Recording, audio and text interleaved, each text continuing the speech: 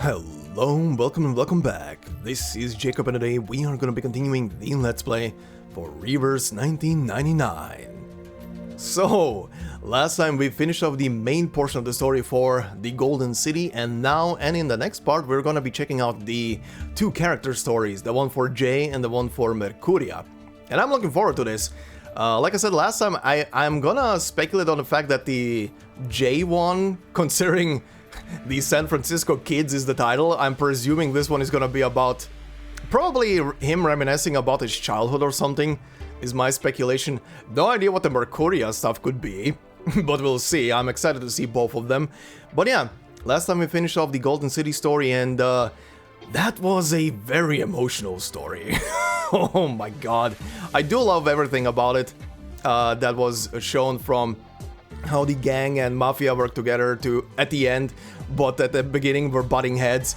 How Jay's and Paulina's whole relationship was vent, how it ended essentially, and how sadly, even though now he is accepting of everything and apologetic to everything, it's kind of a bit too late to actually tell her in person.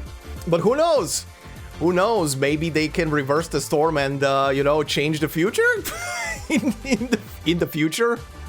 We'll see. But we'll see how the story of this game is gonna develop. But, yeah, it's a sad one between the two of them. But also kind of bittersweet and happy that Jay managed to finally say the words, right? And that scene definitely with him hit pretty hard. The music, I will say though, even though I have the music set pretty low in the game, that scene felt still like, you could have put the music a tiny bit down. Even re-listening to that scene during the editing process, I was like, oh god, the music is so loud in the background. I wish you could hear him a bit clearer during that whole sequence, but it doesn't matter. It's a very emotional sequence. That bit did definitely hit me super hard. It definitely hit me super hard. Like I said, for the Paulina letter later, it's a very well written letter and very well vocally performed letter as well. It didn't really hit me as hard as the whole sequence with Jay did at the beginning, or prior to that. I don't know why. Maybe if they would have put some other music under it, maybe it would have hit a bit harder. Or maybe if the letter had like one extra sentence addressing Jay himself, maybe right at the end, something. I don't know, maybe. It did still hit pretty hard and was pretty emotional, regardless, but yeah, that whole thing. Plus then we have the whole, right, Jay probably seeing some aspects of Paulina in Matilda, probably mostly to do with the accent. I mean, French, right? He kind of latched onto it. It was kind of in hindsight, of course, when you start hearing Paulina speak French, you kind of start seeing it almost immediately in the story, that he is probably seeing something of his sister in her. Plus, there is also the whole parallel that during the story he keeps referring to Matilda with Frenchie or French fry for the most part, while at the very end of the story he gives her the gang badge, essentially, pretty much officially acknowledging her, which is in parallel also the whole thing of him accepting his sister's wishes and everything by the end of the story. Very, very good. Very, very, very good. But yeah, you guys also left a couple of very interesting and insightful comments on the previous part, and one of them comes from Hiverna, I hope I'm pronouncing that correctly, who said, I found Jay and Paulina's relationship really sweet and compelling, even though we mostly just see the rough aspects of it. At first I thought it was an odd and random detail that Jay's sister was French, but it ends up being a bigger representation of Jay seeing Paulina in Matilda. I wonder if they chose to have Matilda wear her more punk costume because she wears blue like Paulina. Even though a big part of Jay's arc was coming to accept Paulina's autonomy and decision to dedicate her life to her cause, I like to imagine that after the event, Jay joins Matilda's investigative team as a dedicated bodyguard because of how protective he is of his new sister. You know, I'm gonna add a tiny bit to that sentence. Just imagine just imagine the following from that, right? Jay decides to be around Matilda a lot because, you know, just familiarity or seeing his sister maybe potentially in her or some aspects of her in her. And he's so much around her that at some point, whenever Sonetto passes by and sees the two together, at some point Sonetto just approaches Matilda and is like, "Are you two dating?" The sheer panic on the duck. Now that is an idea for a 4-coma manga panel. Someone get on it. If it doesn't exist already, someone get on that thing. The gay panic would be real. Oh, that would be hilarious.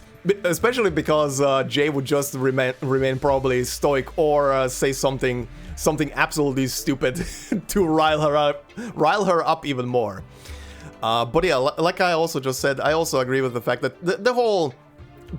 probably, I mean, it was very probably intentional to have Matilda in the story to have this, like, latch for Jay to probably also process the whole thing of his emotions towards his sister and everything, how they parted and stuff like that. And yeah, it's very funny that Matilda at one point had a skin that had very... that are a lot of blue aspects to the whole design, which probably adds a lot more to the whole being associated with his sister thing, right? But very good, very good. But yeah, Hiverna, thank you very much for that very nice comment. And yeah, also I want to add to that comment and to the comment of the previous episode as well.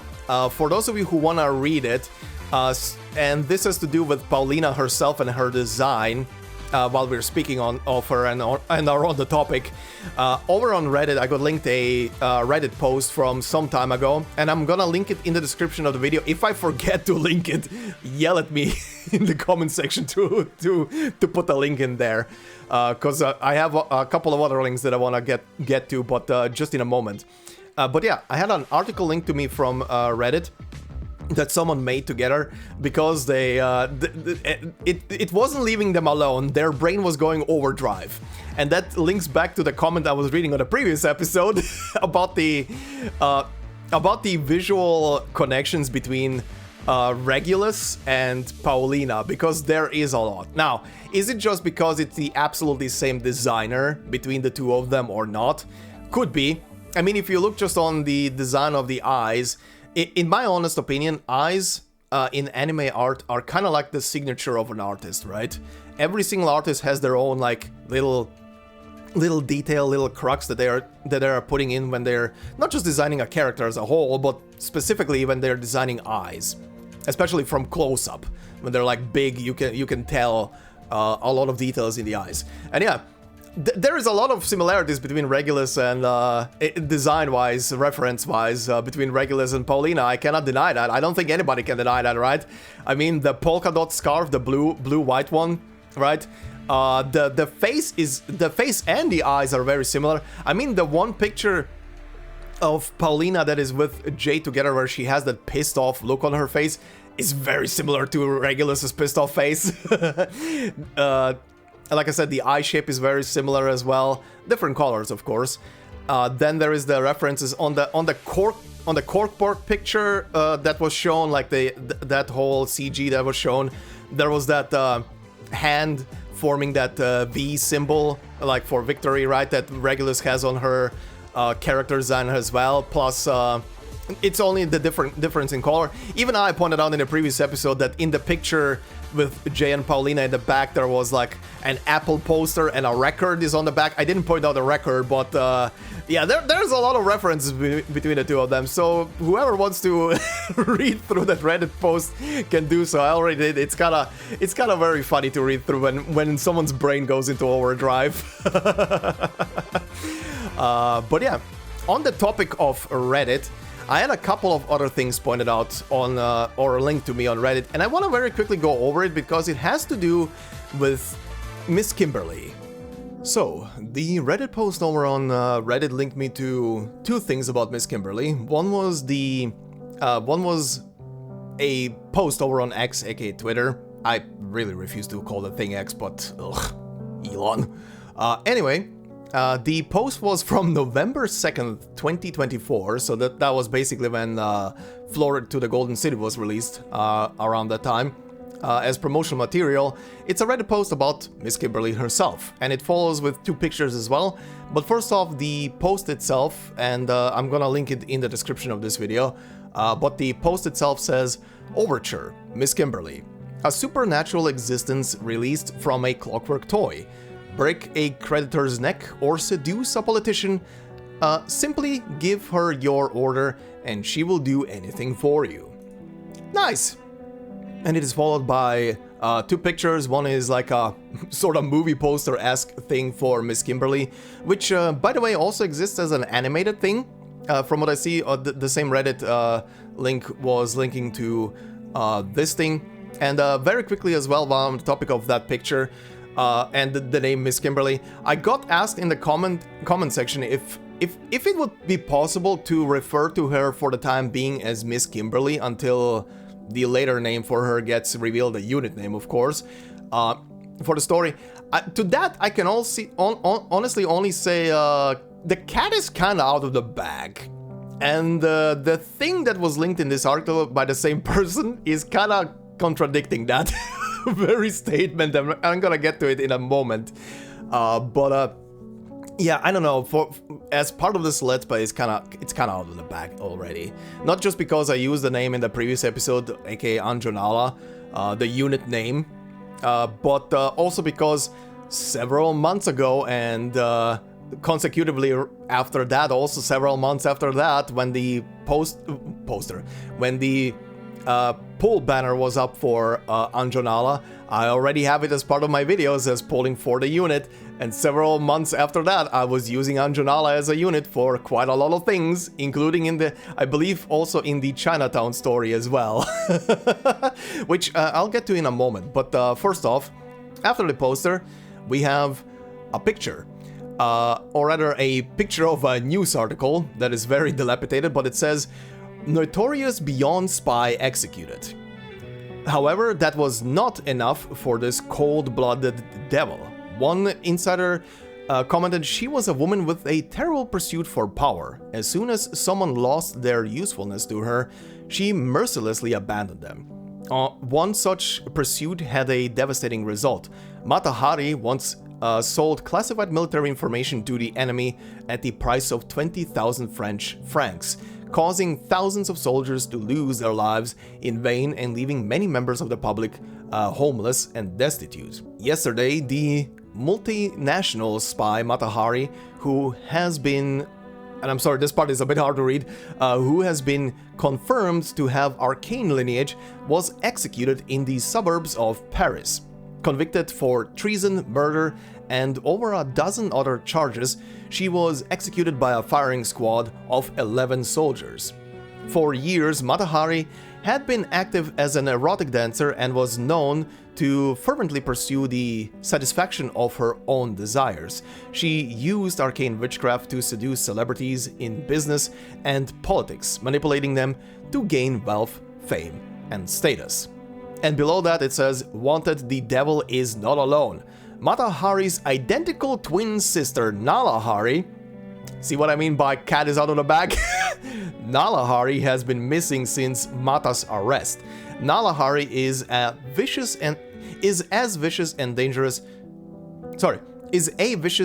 dangerous individual who holds a variety of classified information.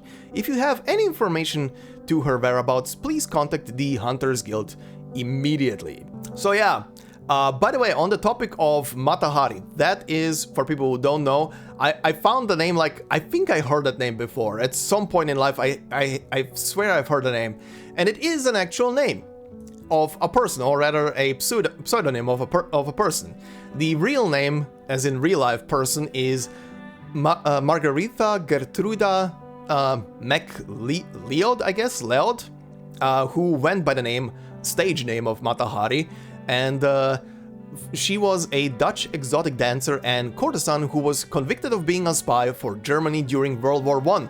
She was executed by a firing squad in France. So yeah, based on a real person. Basically, they took the real person of Matahari and they made her an Arcanist. And going by the article that I just read through, Matahari in the universe of Reverse, I mean, if Nalahari is who I believe it is, right? That's why I say Cat is kind of out of the bag with this article. On top of it, is or was probably also a succubus, pretty much like Miss Kimberly, right? But yeah, that's why I say kind of impossible at this point to call her anymore Anjonala, right? or sorry, call her. See, I'm already doing it. The Anjonala thing is so rooted in my brain at this point that I'm probably gonna be confusing myself when I keep saying Miss Kimberly or reverse, or in reverse. But yeah. I would love to try, but I think I'm not gonna be able to. I'm just gonna screw myself over if I keep doing this and confuse even more people with that. So apologies, but Anjo is Anjo unless the game is bamboozling and being like, oh, there is a whole nother shtick to this. But again, I guess we'll see with the future stories with that. But anyway. So, one final thing I do want to mention before we head into Jay's story here is I did go back through the Chinatown stuff a tiny bit to remind myself of what happened during the story, as in specifically the parts with Scott and the ending cutscene. Once again, the one cutscene that you guys were saying that it might be a good idea to skip for the time being, but like I said back then, if it's gonna be so out of context that I'm not gonna know what is happening, like, I picked up on a couple of small things through that cutscene, but still, it kind of was very loosely. And again, I want to thank anybody who had been patient with that, with me watching through that scene and not saying anything. Again, just in general with this Let's Play as it has been going so far, I want to thank everybody who has very loosely mentioned stuff without actually spoiling anything and just kind of like pointed me in the right direction with something or corrected me on something. Again, thank you all. I really appreciate it. I am actually very surprised and positively shocked how much you guys are actually restraining yourselves from actually spoiling spoiling certain elements of the story or whatever, and are showing me patience with like the whole speculation thing when I'm going on a tangent or something, like right now, for example. But yeah, thank you guys very much. But yeah, anyway, I did remind myself of the whole thing of what happened with Scott, that she was essentially brainwashed, manipulated into stealing a couple of items, that these items landed with Eternity, essentially. And I guess for myself, I know now what the second item is, and or rather got again confirmed what the second item is, but I guess for people who have played this in order, this would have been the first item you get from the list, which is the toy which housed Anjonala. The second item was the film roll that was in the Chinatown story, and there's a couple of more items, and I did remind myself as well about the fact that the whole the whole speculation that was set in the story is about the fact that only one of these stolen items was supposedly the one that was supposed to be stolen, and everything else was just a camouflage, essentially, so people don't catch on what the importance of the crucial item could be. But I guess we're gonna have to wait a bit more until we see more of the items. I do wonder how they're gonna reveal the final item on the whole thing. If they're gonna be revealing it before they reveal all of the items that have been stolen, or if they're gonna do the thing of there's gonna be a scene of someone presenting the item, but it's gonna be not the crucial item, and then the scene flips over to the actual crucial item, or they do it in reverse. That'll be also fun. But we'll see about that. And yeah, I also remind myself of the fact that when it comes to Matilda's mom, that yeah, it was said in the Chinatown story that she was doing something during the events of Chapter 7, essentially, but no one is 100% clear on the fact yet if she is working for Manus or if she is doing something by herself, as in if she is working for her own agenda or whatever is happening. Like that part is not clear why she's doing what she's doing. But yeah, I did go through a couple of those scenes and did remind myself a tiny bit about that. But yeah, Anyway, I think that would be that. One final thing was a couple of you guys corrected me on the fact that yeah, the name Todd is not referring to the big to the big guy that we always see for Razor Squad, aka Razor, I guess we can call him, or he's being called rather. But probably someone on the team, on the Razor team in general. Okay, good to know. But anyway.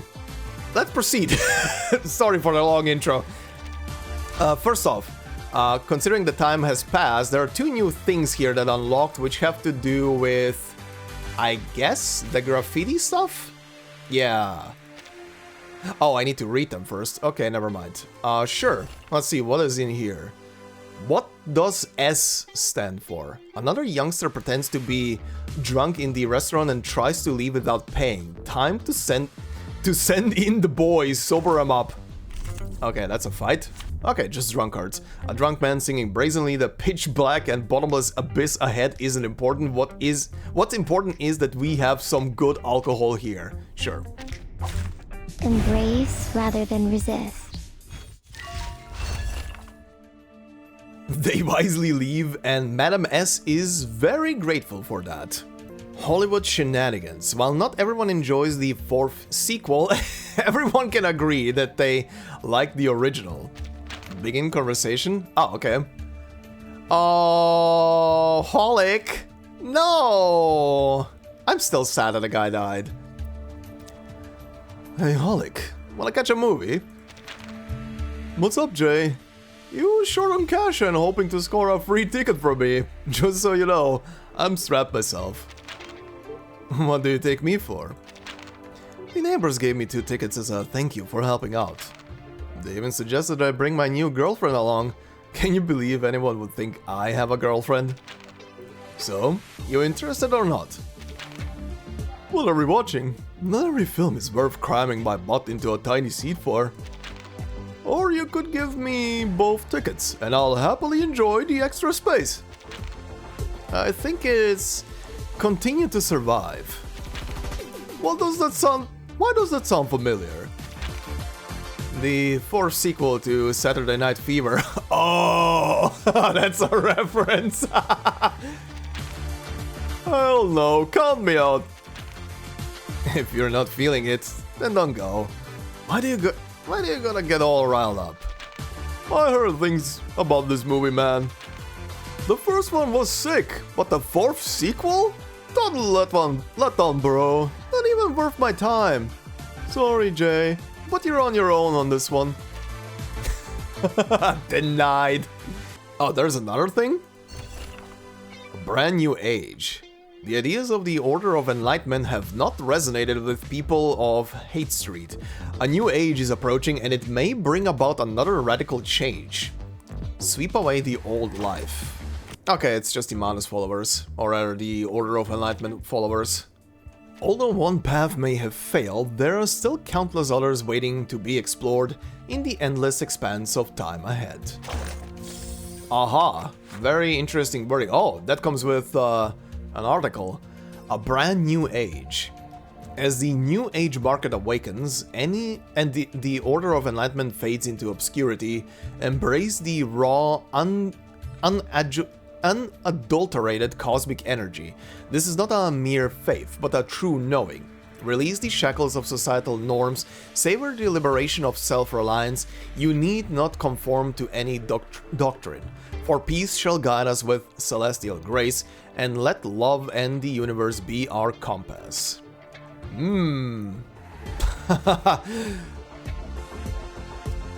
Madam S? Alright. What does S stand for? S stands for something! Question mark? Oh, I was trying to figure out what the hell this says. Saturday Night Fever, okay. Okay, yeah, right, they were talking about that. While not... Hollywood shenanigans. While not everyone enjoys the fourth sequel, everyone can agree that they like the original. True. They do. Okay, 3 of them are gonna be unlocked probably for next time. And then we're gonna see... I'm probably gonna, for the rest of the Let's Play, gonna include the rest of these, cause this is gonna take a while until every single one of these unlocks. Good God. Anyhow, it is time to finally go to Jay's story and see what is happening.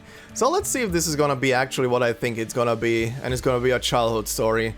The San Francisco Kids.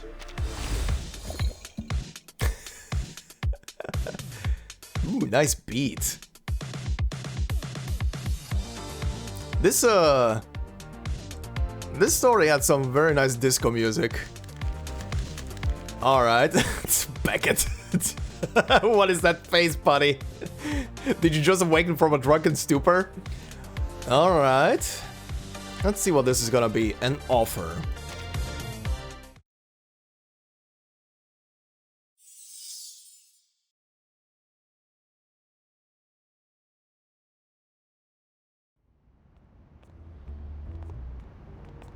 It's all I'm worth it, boss. Seriously, trust me. I've checked it out. It's a done deal. We got lucky. Lucky us, pal. I splurged on my bike in LA. And now we've got a big deal waiting for us. When we seal this thing, we're gonna live it up, call the crew, and hit up the best spots in town. Well, check us out. Ain't we just like something out of the movies?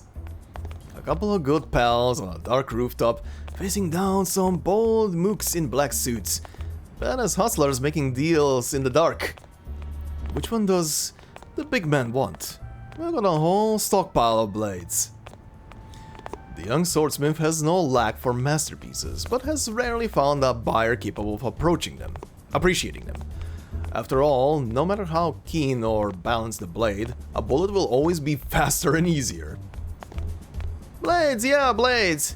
The boss wants our swords. He's already collected a bunch of fancy Chinese and Japanese ones. You're famous, man. It's your skills that get the big man interested in this deal in the first place. Here we are, according to their instructions. They'll pay a deposit after the deal's made, then we deliver.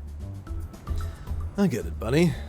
But first, we need to make a flashy entrance. Can't have the bossman think we're small time. Did he kick the door? Gentlemen. Did he kick the door? Jay coming at you. Haight Street Jake. Out to meet you in person. And this here's my pal Anthony. Brought the head honcho to meet... Oh, sorry. Brought the head honcho to meet you, boss man. It appears seeing really is believing. Hold up, you didn't say you were bringing me to the Tongqing. What's the deal, Anthony? Relax, boss. Their money's good. Greenbacks, neat, crisp, lovely stacks of Benjamins. Indeed, as your associate Anthony has stated, we always conduct our business in unmarked American bills. Hung Sun, huh? Pleased to meet you, Mr. Brown. My name is Hung Sun, head of San Francisco's Tongqing Chamber of Commerce. I'm looking forward to working with you. That was going away. Ooh, Joe Brown. Uh-huh. That was cool. Hold on, what did it say? Joe Brown. But in his circle, no one calls him that. On these streets, he's Jay. The buyer reaches out his right hand, cracking a smile that holds neither warmth nor sentiment. Hey, yeah, pleasure to meet you too. But please, just call me Jay. That's what I go by around here. Jay takes the man's hand. There is a power of firmness in his calloused fingers, just as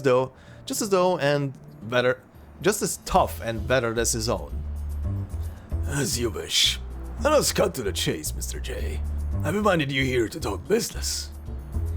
The Tongqing Chamber of Commerce has been expanding its operations on Haight Street. And your name, I understand, is well known in that district. Looks like you've already got the 401. It's true, everyone who's worth knowing on Haight Street knows Jay. Wait up. But hold on a minute. Weren't you here looking to buy a sword? A sword? Yes, that is precisely why I'm here. But the sword I seek is you, Mr. J. We can itzy fasai. Okay, that was actually voice, thank you. Anthony, You gonna explain to me what an itchy fat eye? What an itchy fat eye is, or... It's like we're all getting paid and we're talking fat stacks. Indeed, that is the basic sense of it. Now, Anthony, if you would excuse us, we have business to discuss. Anthony nods, turning to leave, but Jay's words halt him midway. You kicking out my guy by keeping yours around? Doesn't seem fair, does it, pal? Oh, no, of course, no problem. Michael, John, take the man to the stairwell and keep Mr. Anthony company. Leave two here. That should be enough to keep Mr. J and I secure while we converse. The boss signals and his bodyguards follow Anthony back into the dark stairwell, closing the heavy metal door from which they had made their entrance. Oh, whoops. We are seeking to provide the people of Haight Street a new service providing superior entertainment, which, once established, will allow us to all share in our city's economic boom together. A lie right out of the gate. Not looking good. A guy like that only flashes cash so he can pick your pocket. But it seems the locals harbor some unfortunate misgivings about the chamber. Cut to the chase. How much are you offering? It appears the blacksmith has some misgivings of his own. Hung San laughs, clapping his hands together as a briefcase is set down and slid over to Jay's feet. This is a token of goodwill, Mr. J. You and your friends are known for your generosity, so assume this money will be put to good use. Damn! Neat, crisp, lovely stacks of Benjamins. More than enough to buy off a typical greedy gangster, but nothing close to shaking a soul tempered in fire. Damn, that is a nice sentence. You got it all wrong, man. I mean, what kind of figures you're throwing at the locals? The chamber has made generous offers to each resident. Unfortunately, the people in your community have proved more obstinate than anticipated. I admire you Americans, both those born here and from far away. In them, I see a commendable spirit of pragmatism, if troublesome stubbornness. Having only just taken over our dealings on Haight Street, I am still not yet familiar with the local customs. It seems there has been some miscommunication and unnecessary conflict. But it is here, Mr. J, that I believe you would be most valuable. You and your organization could prove far more capable at persuading the locals. I hope that you might convince them to accept the chamber's offer and transfer their shops and land. So let me ask again. What are you offering them? And is it more or less than what you're laying on me? This is a matter of business. You must understand we seek to minimize our expenses. Still, it seems the locals are ignorant of the opportunity we are offering them. Mr. J, the chamber must succeed in this business. Do you understand what I'm saying? To be frank, if they accept the chamber's offer, all will be well. If not, we will have to proceed by necessity with more forceful measures. Oh, I hear ya. So you're low-balling them for their stores and you want me to help you muscle them into it? Jay glances down at the enticing green paper bricks in the case, then kicks it back. I'm not your guy. Banknotes flutter up from the open case, scattering over the floor. You trying to pay me off? You think I'm just another blade for hire? That I turn on these streets that raise me? Have my people roll over and take your offer? You think I'm gonna wag my tail like a good little lapdog, then turn around to bite my friends? All for a few stacks of paper? Fat chance, bro. Buddy, you don't know me. Jay turns to leave, making his way to the door where Anthony is waiting. But the two bodyguards move to step in his way, only stopped by their leader's raised hand. Let us remain civil. Mr. J, our dealings to today may have ended bitterly, But, as I already told you, this was merely a gesture of friendship. Also, excuse me, what? Are dealings today, I guess. Typo? The man springs forward to grasp Jay, his words dripping with a merchant's flattery and cunning, but his grip reveals his anger and his strength. How could I possibly think of buying you? I've always admired men like you. Perhaps you don't understand our customs. This was a means of showing our sincerity in future dealings. A small gift for making your acquaintance. I'm all for making more friends, pal, but I think I'll pass on someone like you. Anthony, we're out of here. His old friend doesn't move. He waits, blocking the stairwell, shoulder to shoulder with the other guards. Yep, he's working for him. So, you choose to turn down my hospitality and refuse our gesture of goodwill? It seems that if Mr. J does not want the friendship of the chamber, he must experience a lesson in what it is to stand against us. Come, Michael, John, Anthony. Anthony. He yells the name as though calling his own loyal dog. Anthony, you? Sorry, boss. I know which way the wind is blowing. The Tongqing were just too generous with the dough. Damn. Why, you dirty lowdown. I should have known you weren't worth a damn, you slimy little rat. Jay draws his weapon. The Bowie knife's cold edge as sharp and threatening as a wolf's fang under the moonlight. Alright, so you fellas wanna dance, do ya? You would do well to think before you make a foolish decision. It's not too late. The chamber is known for its benevolence. This is but a small misunderstanding. Lay down your weapon, and we can still shake hands on this amicably. There are only two ways down from here. I'll allow you a moment to reconsider my proposal. Will you take the job and leave as our friend? Or will you refuse and find yourself a, shall we say, faster way down? Jay surveys his surroundings, weapon raised, taking small, slow steps back as he scans for some other means of escape. Boss! Don't waste your breath on this guy. We'll knock Spunk out, tie him up, then work him over for a few days. He'll come around. Bring him in alive. There's something I need from him.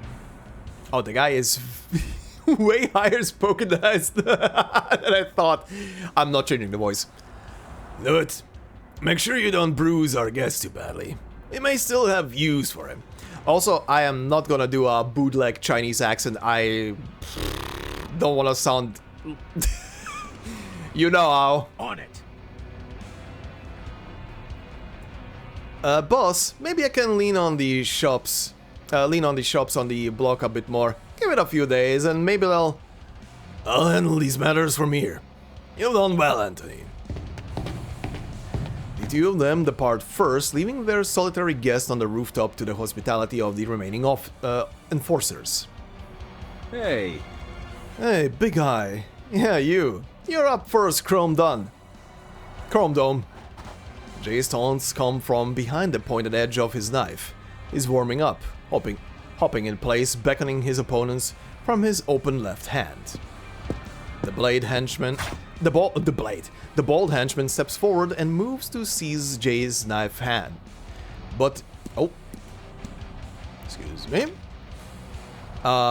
Jay catches him off guard, dipping low before swinging the blade upwards.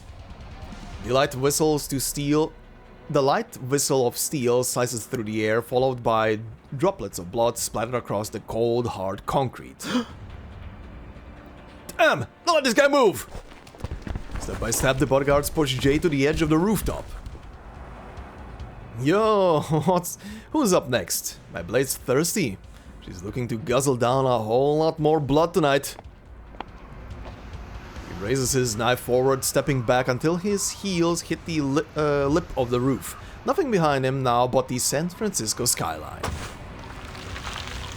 There's nowhere left to go. Jay makes a quick scan of the gap behind him. The wind howls through the narrow alley, separating this building from the next. There is another way down, the cat's way. Layer by layer, from ledge to railing, down to the ground, only Jay isn't exactly a cat. You're not from around here, are you fellas? I'm guessing Anthony hasn't told you much about our shortcuts. Thing is, they ain't for big gorillas like you. Therefore... Jay turns around and leaps toward the lower railing of the next building. Jumping! He's midway through the air, waiting for the rush of falling, but his trip down ends short as he swings head over heel, carried by momentum, headfirst into the wall. Hey! Jay's body dangles upside down, his ankles seized by a surprising quick gorilla of the Tongqing. The unexpected collision leaves him bloodied, flailing ineffectively against the bodyguard's solid grasp.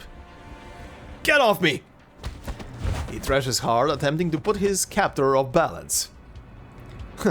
Looks like it's your time to shine, baby. Jay reaches for the longsword strapped to his back. In a fluid motion, he swings the blade up, drawing a long red line across the enforcer's body. The grip is broken, and he falls headlong into gravity's embrace. He swings his blade out horizontally as it digs into the opposing wall of the narrow alley. It scrapes hard, letting out a shower of sparks as the ground rushes up to meet him. Damn, buddy. Damn. Where am I? That fall got my leg. Jay? Get in here. Guessing Beckett. Alright. He's going through the motions. Huh. I wonder, this... Well, he did pull the sword. So I don't know, I was about to say... I feel like this is taking place after... before the events of Florid, but I don't know now. Didn't he say in the event that he... Or didn't the event suggest that he didn't really use the sword in a long time? Or something? Huh. Alright. A friend from the east. Okay. Who's this now?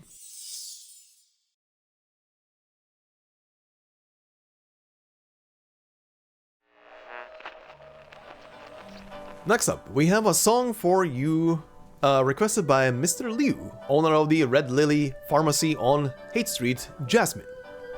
And here's a little weather report. We've got a bout of extreme weather headed our way. We're talking scorching heat waves followed up by the 1-2 punch of a heavy storm front. And now a special announcement. The Silver Gate restaurant on Grand Avenue will be hosting a banquet at 6 PM tomorrow evening in support of... Don't move, please. You have a serious leg injury. Mr. J, why did you fall from that building? Okay, who is this? Bruce. Dr. Liu. That's right. You remember me? Bruce, yes. Dr. Bruce Liu.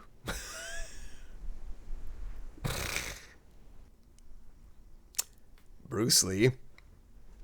We're doing this spoof. Bruce Lee. Dr. Bruce Lee. Bruce Liu. I stitched up your arm last month.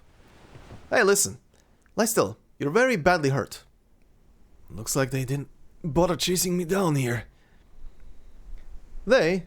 Down here? I'm not following. And just help me up, man. I gotta get back on my feet. Hongji's clinic. I guess I lost him. I don't believe anyone is searching for you. Oh, hey, Pioneer. Not quite true, Doc. Jay, where have you been of gallivanting this time? Anthony said he hooked me up with a deal and check it. This is what I got for all my trouble. It is a grim sight. The young man lies out on a medical bed in a state of brooding agony. Anthony? Our Anthony? Disaster strikes from within. The doctor just taught me this idiom. I don't have to explain what an idiom is to you, do I, Jay? Ow. Mr. J. You have some luck, you know, old boy. That bin you angled yourself into was filled with tattered up old clothes and children's toys from the thrift store. Not only that, you managed to fall right next to the clinic of the most remarkable surgeon on Haight Street. You flatter me, Mr. Pioneer. I'm only a back alley doctor, living off the trust of the locals here and a steady supply of medical alcohol. The doctor attends to Jay's leg as he speaks, once again preventing the bloodied gangster from rising to his feet with a stern hand. What I must do now will be very painful, Jay, but if you can tough it out, your wounds will heal quickly. Let me be clear, Jay. I mean that this is going to be very, very painful. Not tough for someone else, but not me painful. Okay, big guy. Whatever. Shove an apple in my mouth then. Or a light bulb. No, scratch the light bulb. I remember when Holic did that, and he was spitting out glass and blood for hours. What? Alright, Doc. Hit me with it.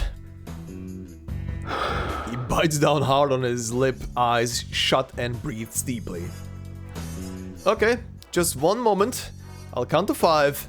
Brace yourself, he's gonna do it on 1. 1, 2, 5. Yep, there we go. An unexpected and excruciating moment passes as his leg is twisted back into position. And then another twist, and just like that, it's done. He only took a breath. I thought Donowitz was the only guy on our block who couldn't count it right. It's a well-known technique. I've used it myself and I lost a few of my own fingers. I counted 2, and then next came 5. It's a little less time in the agony of anticipation. Of course, my fingers were made to be retouched. Bullet-sized beads of sweat mixed with the blood dripping from the bite marks on his lower lip. Still, as the moment passes, a smile comes back to Jay's face. Hey, that wasn't so bad after all. Take a walk. Come, Mr. J. Come, Mr. J. Let's see if you can put some weight on that leg.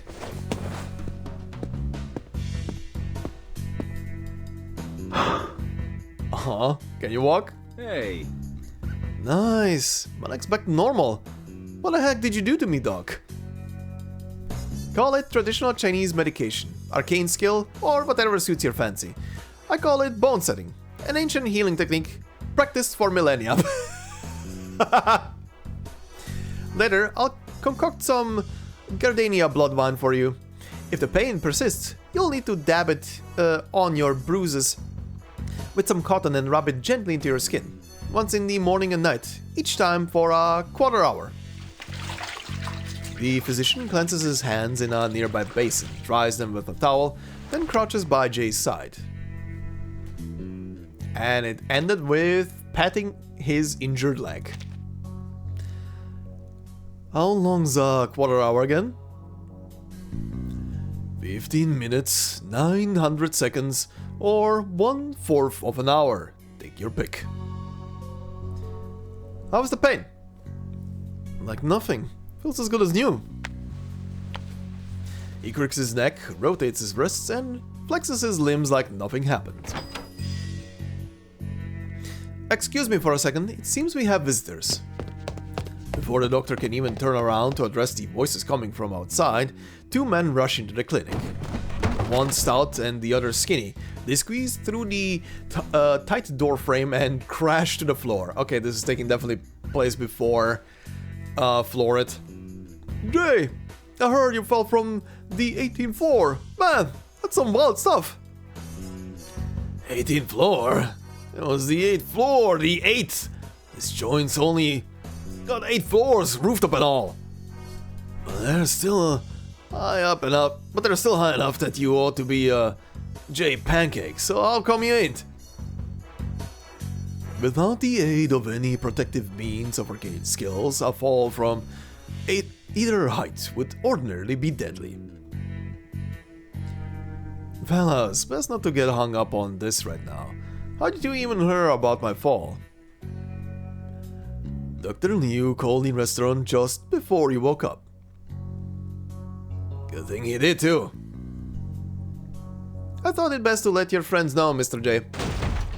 His friends are here, that much is true, but the momentary levity is broken by the arrival of some very much uninvited guests. Hello, Dr. Liu. We've come to talk with you about our business proposition. Hey, Doctor. It's the middle of the day, and the door is not locked. Anybody here? Darn it, they've come again. Please kindly wait here. I'll speak with them. No spunks lost or something? Think they can stir up trouble on our block?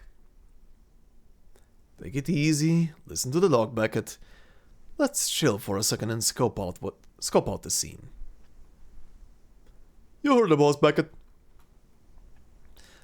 Welcome, gentlemen. What can I do for you? Any sprained ankles, injuries? I can treat bruises, fractures, broken bones, colds, and fevers too. Don't play dumb with me, Leo. I've got a contract for you. I'm bringing it nice and friendly like today. Sign it, and we all walk out of here happy. You take the cash, my crew packs up your stuff, and you hit the road. And if you don't... Sign here. The menacing brute pulls out a document from his briefcase, inscribed with words of generosity, friendliness, and sincerity. But that offer was... I'm sorry, gentlemen, but this offer, it's just too low. You can't ask me to surrender my livelihood for this. It's daylight robbery. Robbery? Our boss has a big heart, taking this ratty drugstore off your hands and still tossing you a little cash. Make the smart decision, Doc. Jay, I smell something fishy going on out there. Before Holly can finish, Jay strides out, flinging aside the clinic's yellowed curtain and stepping into the front hall. Try your best not to. Remember, don't start throwing punches, at least not until they do. His two friends follow closely behind him, but the burly Holic and the nimble Beckett flanking Jay's imposing figure. Oh, this does not look like it will end well. Best I call on Sheriff Blackhand. Blackhand? You think you can get away with strong-arming folks around here? He ain't looking to deal with trash like you. Watch it, punk! Trash? Say it again, kid. And I swear you'll be in the trash tomorrow morning, wrapped up in a Persian rug. Yes, that's right. The Red Lily Clinic, connect me directly with Sheriff Blackhand if you would. There's likely to be an incident here that demands his immediate attention. Dr. Leo ain't saying anything today, pal. Signing anything today, pal. It's 3 against 2, or perhaps only 1, as the would-be mobsters withdraws meekly behind his muscle. Holic and Beckett step forward, presenting a solid wall that shields the doctor behind them. What is it, little man? You don't want to get those soft hands of yours dirty? How about you check out those mitts, kid? The bald strongman seizes Beckett by the collar, his fist held back and taut like a slingshot ready to launch. Beckett! I'll admit it, bub. You've got a pair of monsters there. Cool it, Holic. Put your hands down, moron! We don't want to make another mess for the boss to clean up. Let's get out of here. Beckett wriggles free from the brute's grip and snorts up at him, taking time to straighten out his clothes as he falls back behind Holic. Take it easy. I think we should all take a step back, gents. The doctor's calendar here says today is not a good day for a brawl.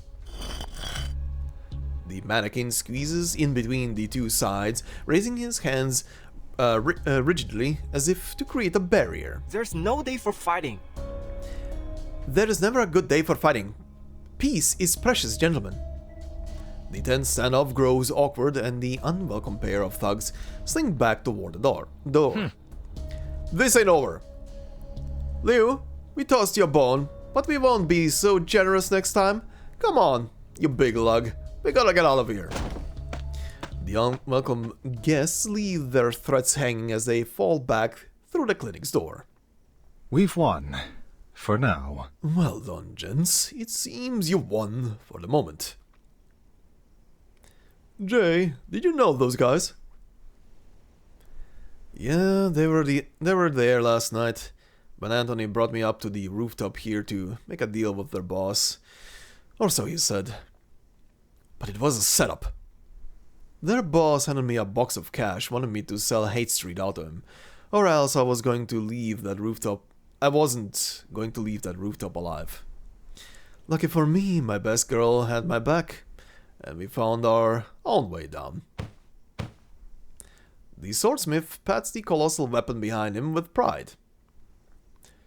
Your own way down, being an 8-story drop, solved only by your sword, as I understand. Well, from my point of view... So then, these men are in the employ of this Hung Sun. Doctor, might I presume you are far from the only business to have been approached with this generous offer? I'm afraid so. Not just that. They've also been mussing out the migrant workers. Seems they don't want anyone left on Haight Street. What?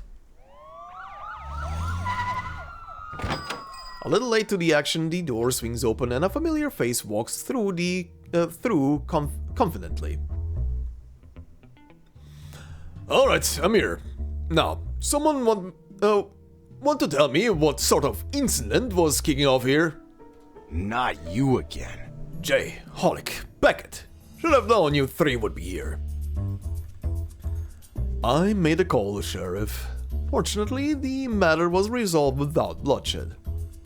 What's this about? You going to tell me what happened? Really, Blackhand? You're going to tell me our sheriff's got no idea what's going on in his own backyard? Zip it, kid. And you're one to talk. From the look of you, I'm guessing these Grand Avenue boys already got the drop on you. They want to tear down the street so they can build some kind of entertainment complex. They've already pressured a few shops to close. An entertainment complex. Jeez. And I suppose in their heads, we'll all just sign up to wait tables for their crumbs. Where are the kids going to leave their tags on a monstrosity like that? You know I'd rather you weren't encouraging the kids to plaster every wall with that crap. It's a pain in my ass to get it cleaned up. Hey, it's street art, man. Street art. We gotta protect the arts, don't we? Yeah, whatever. I've got bigger things on my plate. And so do you. Listen, I know most folk working around here don't have their papers, and I've got orders from up top to come down hard on them. What is this, ice? You gonna follow through? Gonna? You've been out for a bit, haven't you? We've already wrangled them up by the dozens, and they're gonna stay there until they're deported. This is ice. Deportation, a dreadful term worse than a two-week-old sour cucumber beef roll. That is very specific. I'll tell you what though, Jay, I hate this new crew just as much as you do. They're making a mess of this district, and now I've got City Hall squeezing me. So you're gonna tell me what you know? This block's got its own rules, and I know you boys have kept things nice and low-key, but if things change... Damn it, I don't want to have to play rough here. For now, I've got to make appearances. So, if you want your street back, you gotta figure out who these new guys are and who's backing their operation. If I've picked up on what the sheriff is saying, Jay, it sounds like you handled the gang and he'll restore freedom to our neighborhood friends. The dummy's got it right.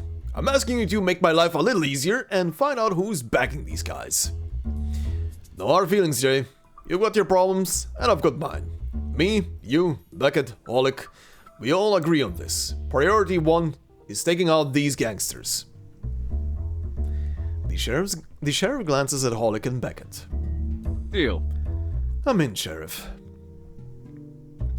It seems to be the best way forward for us. Whatever you say, Jay. Boss, you say jump, I'm jumping. Great. Get it done. Oh, that was... that was a familiar voice line. That is a certain boss man. A certain sheriff. Or was he a detective? What was his occupation again? I forgot. It's been a while.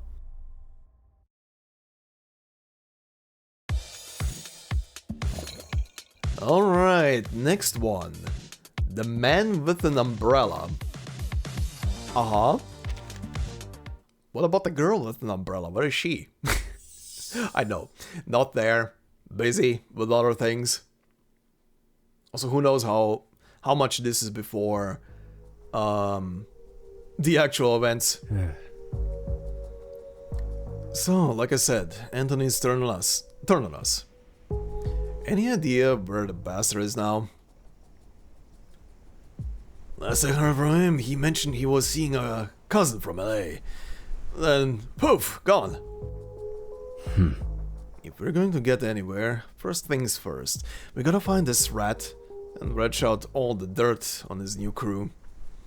Let's set up old Phillips' joint first for the lowdown. Good luck, boys. But just to be on the safe side, I'd advise you all to carry something for protection. Oh, man. So you think we need to start hitting the streets strapped? Are we ready for that kind of hate? Perhaps not. We aren't common criminals, after all. Merely members of a grassroots, non-charitable volunteer group maintaining order in the neighborhood and providing meals and shelter for the homeless and displaced. If Tang Ji gets wind of that, he's sure to throw us out once and for all. Catch you later, fellas. See ya, Doc, and thanks for everything. Alright. Also, very funny. The story so far is not what I expected. It's literally just about them living here on the streets. Very interesting, however. In San Francisco, information is like the threads of a spider's web, spun across every corner and between each alleyway. Street artists, skateboarders, and every variety of buskers and food vendors, this place is more than just a street. It is a source of livelihood and a home. Jay and his crew would fight to protect this community, and that would begin with finding the trail of one particular rat. Oh, hi! Oh, all of a sudden. Okay. Hello there, boys. Can I interest you in pursuing my latest umbrella? Open it, take shelter beneath its magnificent struts, and not a single raindrop shall touch you. How often do you think it rains here, Eternity? Plus, we've already got a whole stash of lost umbrellas back at our joint. Is that so? But I have many more treasures here. An endless supply of pickled salmon, an inexhaustible sweet berry crisp, a wind-up toy older than your oh, really? You're offering that to them? You a wind-up toy older than your great-grandmother's great-grandmother. Actually, I was gonna ask this, or kind of try and look up, maybe I could find something online. I was wondering, how old is that wind-up toy supposed to be? When were the first like wind-up like little robot toys made that look like the typical, what you think of like a robot from the like 50s, 60s kind of toy, like? Because I don't think that were that old, right? The well, the terminology robot was around for quite a lot longer. There were pretty, like, intricate clockwork mechanisms and stuff like that made in the past, but the general populace definitely didn't have toys that were resembling, like, modern-day robots for quite a while. I believe, at least. Anyway. And a mirror that keeps you looking young forever. Okay, that's interesting. All things are always kept in the hands of the old, a form of solidarity, some might say. Care to take a look? Jay, what are you doing hanging out here with the street vendors? Street vendors? Such an unsightly word. The lady's words drift past their ears unheard. That gun of yours is a sight for sore eyes, old Philip. What? You've been hearing on... What? You've been hearing on... I believe half is missing there. What have you been hearing on Haight Street recently? It's even bigger than mine, and that's saying something. The stout, good-natured man pats his stomach, following his leader, smiling and greeting their old neighbor. But the old man's face is twisted with disappointment. Nah, don't ask me. I'm selling the place. I'm closing shop for good. Yesterday, the day before yesterday, I signed it away to those bastards. How come this is news to me? Since when do I gotta keep you in the loop of what I do with my business? Besides, I have no idea who those guys were, but I didn't have any choice. I called Blackhand, but he said he couldn't do anything about it. I wonder how much goddamn hush money he's pocketing for looking the other way. I guess he forgot he came up on this street too. Looks like our sheriff's buddy is not too popular around here these days. Haven't seen a cop get a warm welcome here since I was in diapers. But come on, man, don't rush into something like this. Why are you in a hurry to go? A contract's just a piece of paper. Just paper? Ha, yeah, until a lawyer comes knocking with this briefcase. Then it feels like a lot more than just a bit of paper. Goddamn vultures! They don't all back when they're raiding your wallet. Watch out, Jay. I'll be coming for you next. I already snatched up Dominic's and Ferreira's shop on the main strip. Snatched up? Huh. It's a straight up theft. Looks like Dr. Leo's their next mark. Sheesh. The old man seems like a shaken bottle about to pop. Oh, they rolled up alright, but me and the guys already squared things away for the dock. Beckett props himself on Hollick's wide shoulders, cracking his fist with a wide grin. Good luck to ya! I'm off to New Orleans, Jay, and all pals doing some Arcanist biz down on the Mississippi, hawking voodoo dolls, bat crap, all that snake oil stuff. Huh, interesting, okay. Eternity is drawn in by the attention of mention of the locale. Huh. New Orleans. Planning on a restful slumber in Lafayette Cemetery? Hold up, lady. I've been meaning to ask. I don't think I've ever seen you on Haight Street before. Oh. Oh, I didn't realize there was any such rule, young man. Nah, I mean, hustlers gotta hustle, right? I'm just curious. All I'm doing is trying to find the right buyer for this little thing. Hi.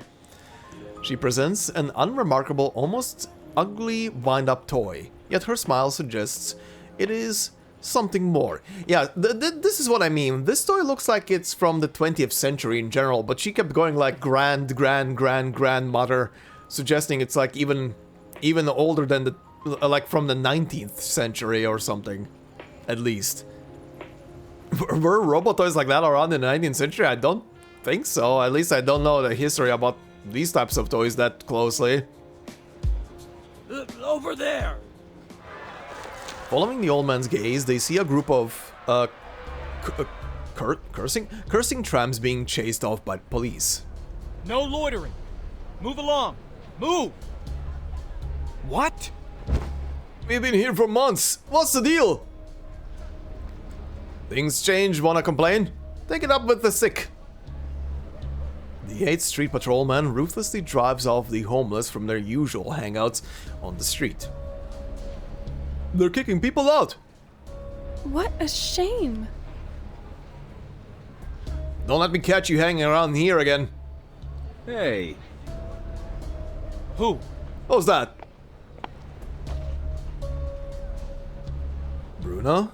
Did some poor sap spit on your shiny new shoes? You're all fired up today. Out of the way! Get out of my way, kid. Don't think I've forgotten you covering for those hoodlum kids I collared last time. Besides, it's not like I want to do this, but I've got orders.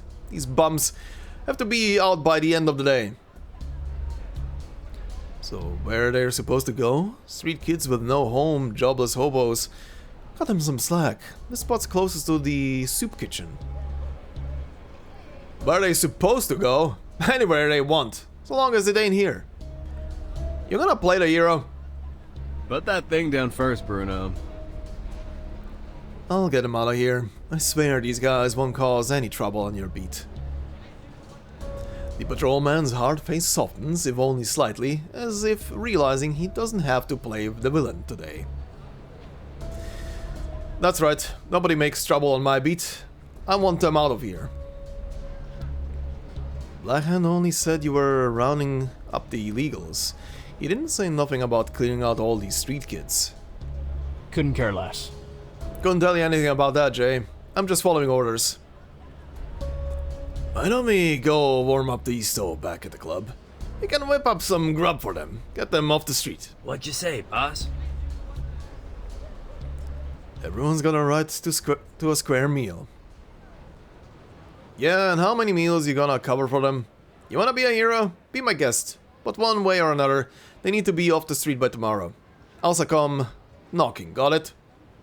Oh, man. Got it. You are giving me enough trouble for a lifetime, pal. Jay pats the officer's shoulder, then turns to address the fearful tramps. If anyone's still hungry, and if you're after a bed that ain't under the open sky, if you're down to hear what your pal Jay of Haight Street has to say, Come on, me and my friend will take you. then come on, follow me and my crew. They hesitate for a moment before the first brave soul steps forward, crossing the street to join Jay. More and more follow, drawn by Jay's promise of food and shelter. Ah, you make a fine shepherd, young man. Staff in hand, accompanied by 2 sheepdogs, large and small, leading your flock back to the fold. Sputnik, get the hot sauce. I'm gonna fix up a Chinese Mexican beef roll for everyone. They'll be breathing fire in no time. Are you sure, Mr. J? Oh, wait. Are you sure, Mr. J? That doesn't sound like it would be a good thing. Oleg? Oleg? Where did you run off to? You're cooking the next batch. Beckett? Beckett! Get those dishes out. We're swamped in the kitchen. My friends, Line up, everyone. Line up. Elderly and children up to the front, please. Let's keep this civil. There's enough for everyone. No need to rush. Things haven't been this lively here in a long time.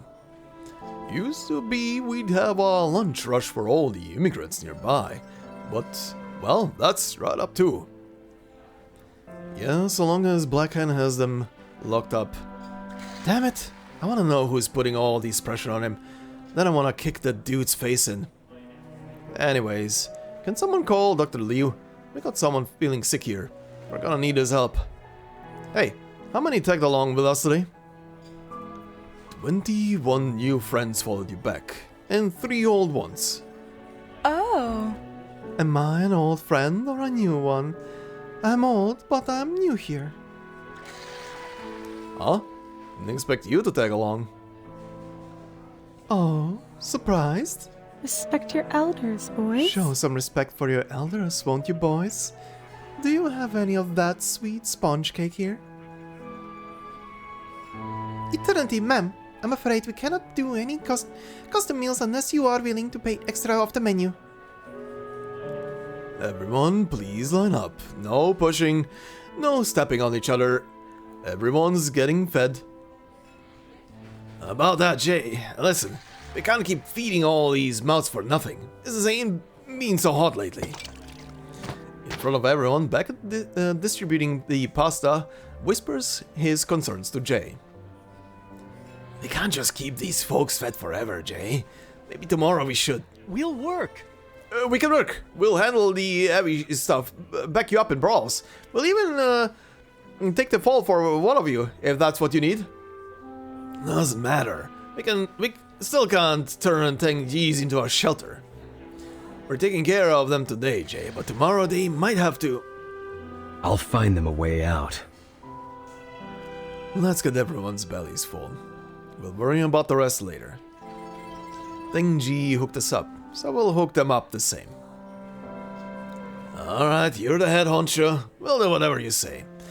Holic, jump in over here and toss some extra meat on everyone's plates. You've got one smart companion there. That's his nature, madam. Long after the diner's close sign goes up, the place is still busier than ever. Any of you heard from Anthony? What's up with Anthony? Anthony? What's up with him? Nothing. Have you seen the loser? Loser? Yeah, he's turned into a real loser. Damn! The tramp wipes the hot sauce from his lips and pats his belly. Contentedly full for the first time in a long time. West Coast Star. I popped in for a drink and saw Anthony there with a few chicks. Bought bottle service, private room. Where did he get that kind of dough? Oh, I worked there.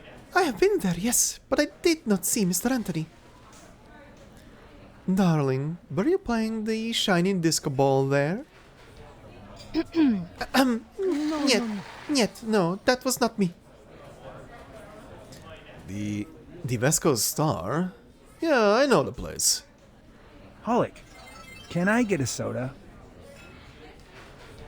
Done eating? How about you get your ass into the kitchen?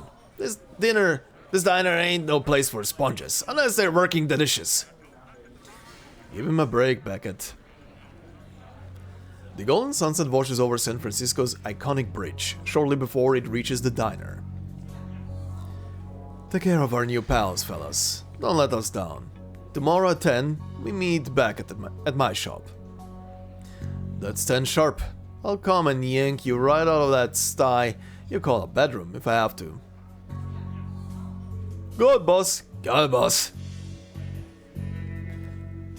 Where are you off to now, Jay? Gonna catch up with an old buddy, our pal, Anthony. And you're going alone? I need the rest of the crew to hold down the fort here. So I'm rolling solo on this one. Just use your head, Jay. Don't do anything you'll regret. Before the gentleman's words have left his lips, Jay has already walked away, and any other words are lost. And any other words are lost in the roaring of his motorcycle's engine. Then the rider vanishes into the twilight of San Francisco like a bolt of lightning. Thinks he's the action star of his own blockbuster, doesn't he? Very well. Go forth, lone hero. A fine young man. By the way, Miss Sputnik, what time is it? Just a little before 7. Why didn't you let me answer her? What? It's 7 already? Oh, is there a TV here? My show's starting. Everyone come closer, turn on the TV, and let's dive into the story. Uh-huh. Okay, what show? I'm curious.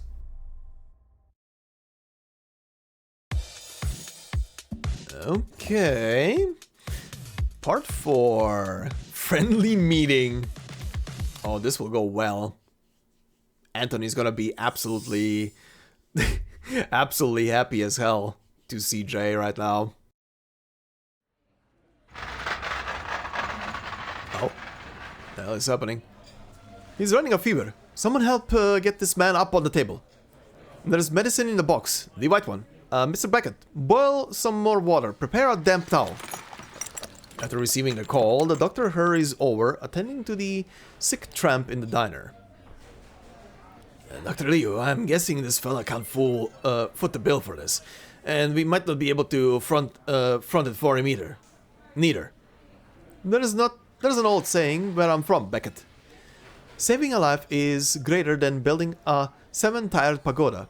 Saving lives is what matters. A pagoda? Is it like a cake or something?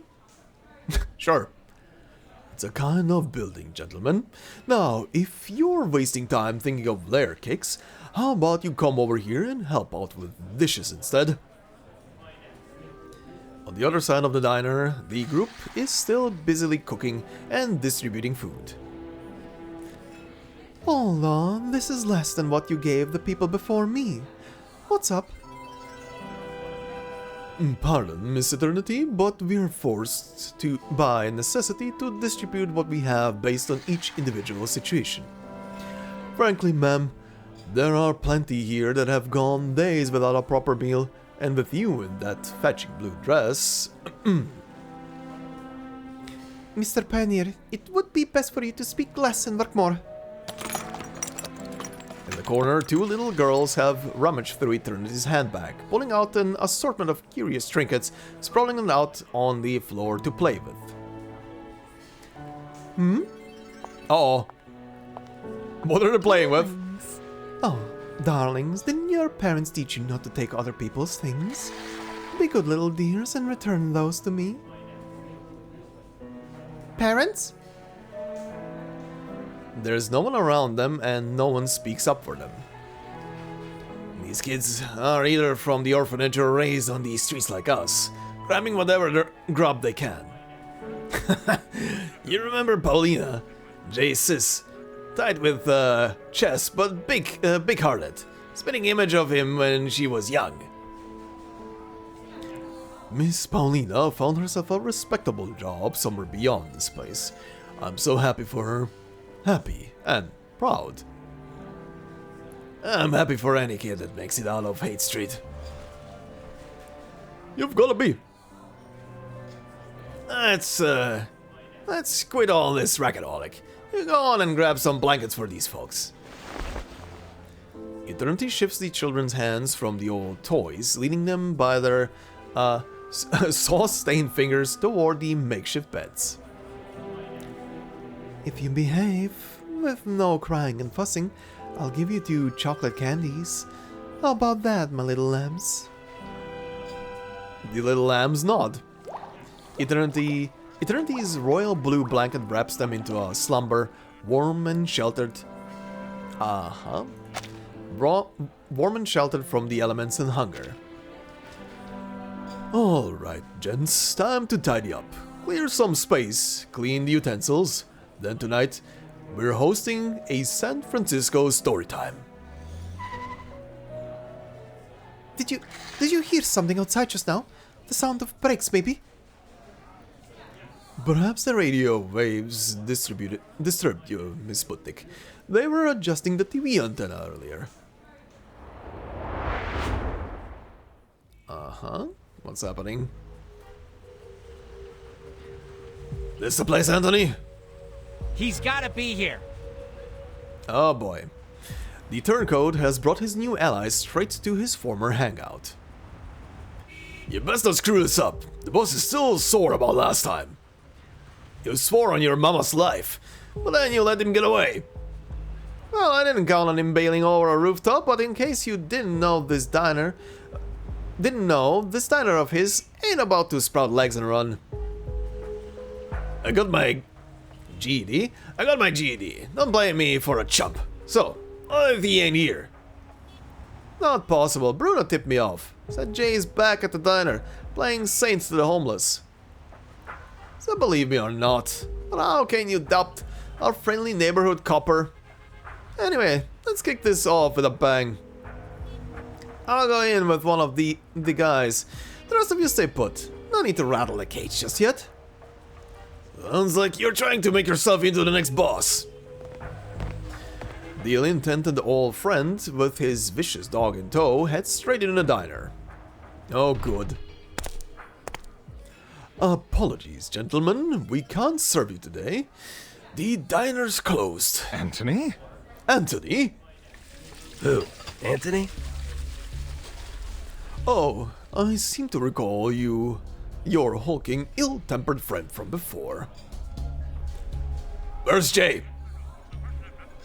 At this moment, he is likely rushing down some San Francisco Avenue, having just missed his would-be target. If you're looking for the person in charge here, I can temporarily stand in for our absent acting manager and discuss matters with you. What do you need? A talking dummy? What the heck's a dummy doing in a diner? Look, Anthony, it freaking talks! All that aside, sir, let me be clear. I am Jay's representative while he's out, so whatever your issue, please bring them up to me. Like, keep those tongs handy. We got company. We gotta be good hosts, don't we? I wouldn't recommend getting handsy bucket. You wanna throw down again, little buddy? The bald muscle blocks Anthony's path, fists clench, eyeing the occupants of the diner. Fear, disgust, contempt, and curiosity. Let's take this outside, to the corner. We don't want people thinking all Tongqing's in any trouble now. We're here and we ain't leaving. Now, where's that coward hiding? Has he gone chicken and fled a coop? I'm thinking we nickname him Chickenhead from now on. Haight Street's Rooster J. Sounds good, don't it? Some laugh awkwardly while most remain silent. If you've got a shred of decency, not for Jay's sake but for Tongqing's, you'll step outside with us. Wild dogs don't fight in their own den. That's the rule of the streets. Fine, let's take this outside. Beckett and Holic, one with a street pipe, the other gripping long metal tongs, follow the towering enforcer outside with Anthony. Take it easy. Gents, please keep your cool. Let's try to talk this out. No need for fists. Try your best not to. Isn't it always best to avoid a scrap? The mannequin man pleads as he likes, but he knows his friend's temperaments. Cooler heads will not prevail. Oh, this is more thrilling than any primetime soap opera. Still, children shouldn't see such unwholesome scenes.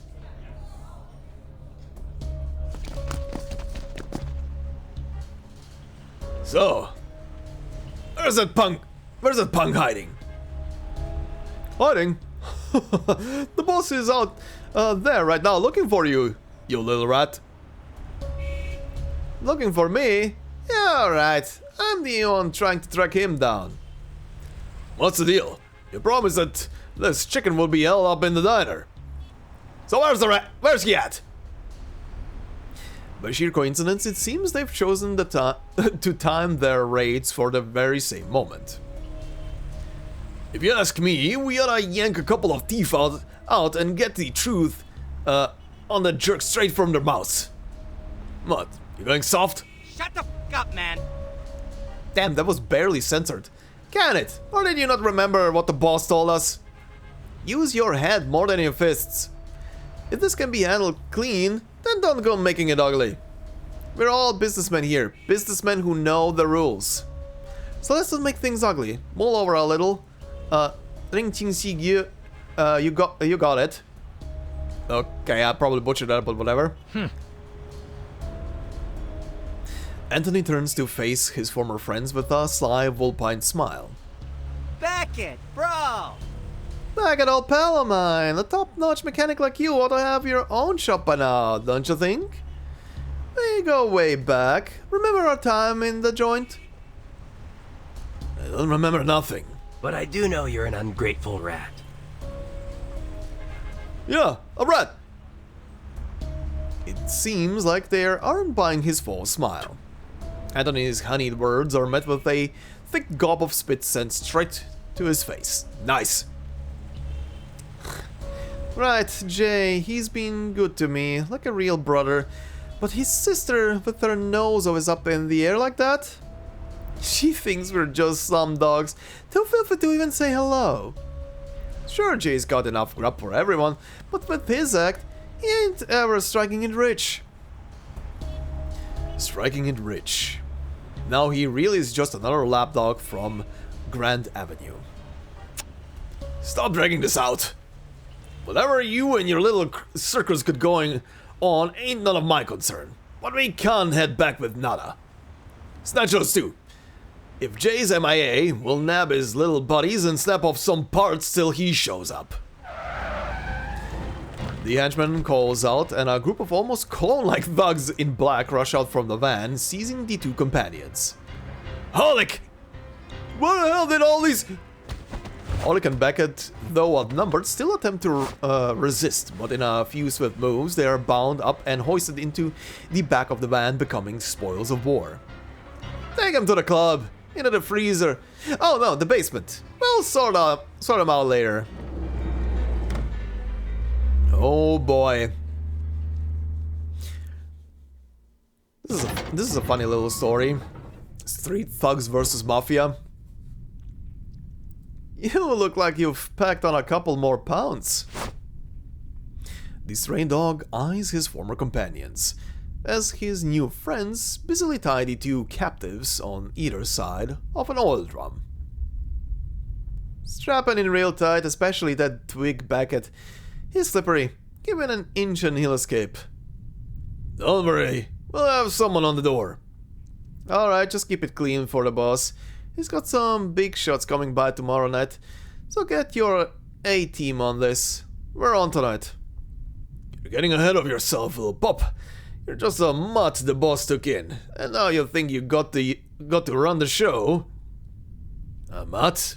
A mutt's way more loyal than this backstabber. Who told you to speak? Ow. Hold up, smacking them around ain't helping nobody. Just make sure they get some grub later. The boss might still need them. I'm headed upstairs. The crowd's really rolling in. Watch the place. No drama tonight. Well, Anthony's a proper asshole, isn't he, huh?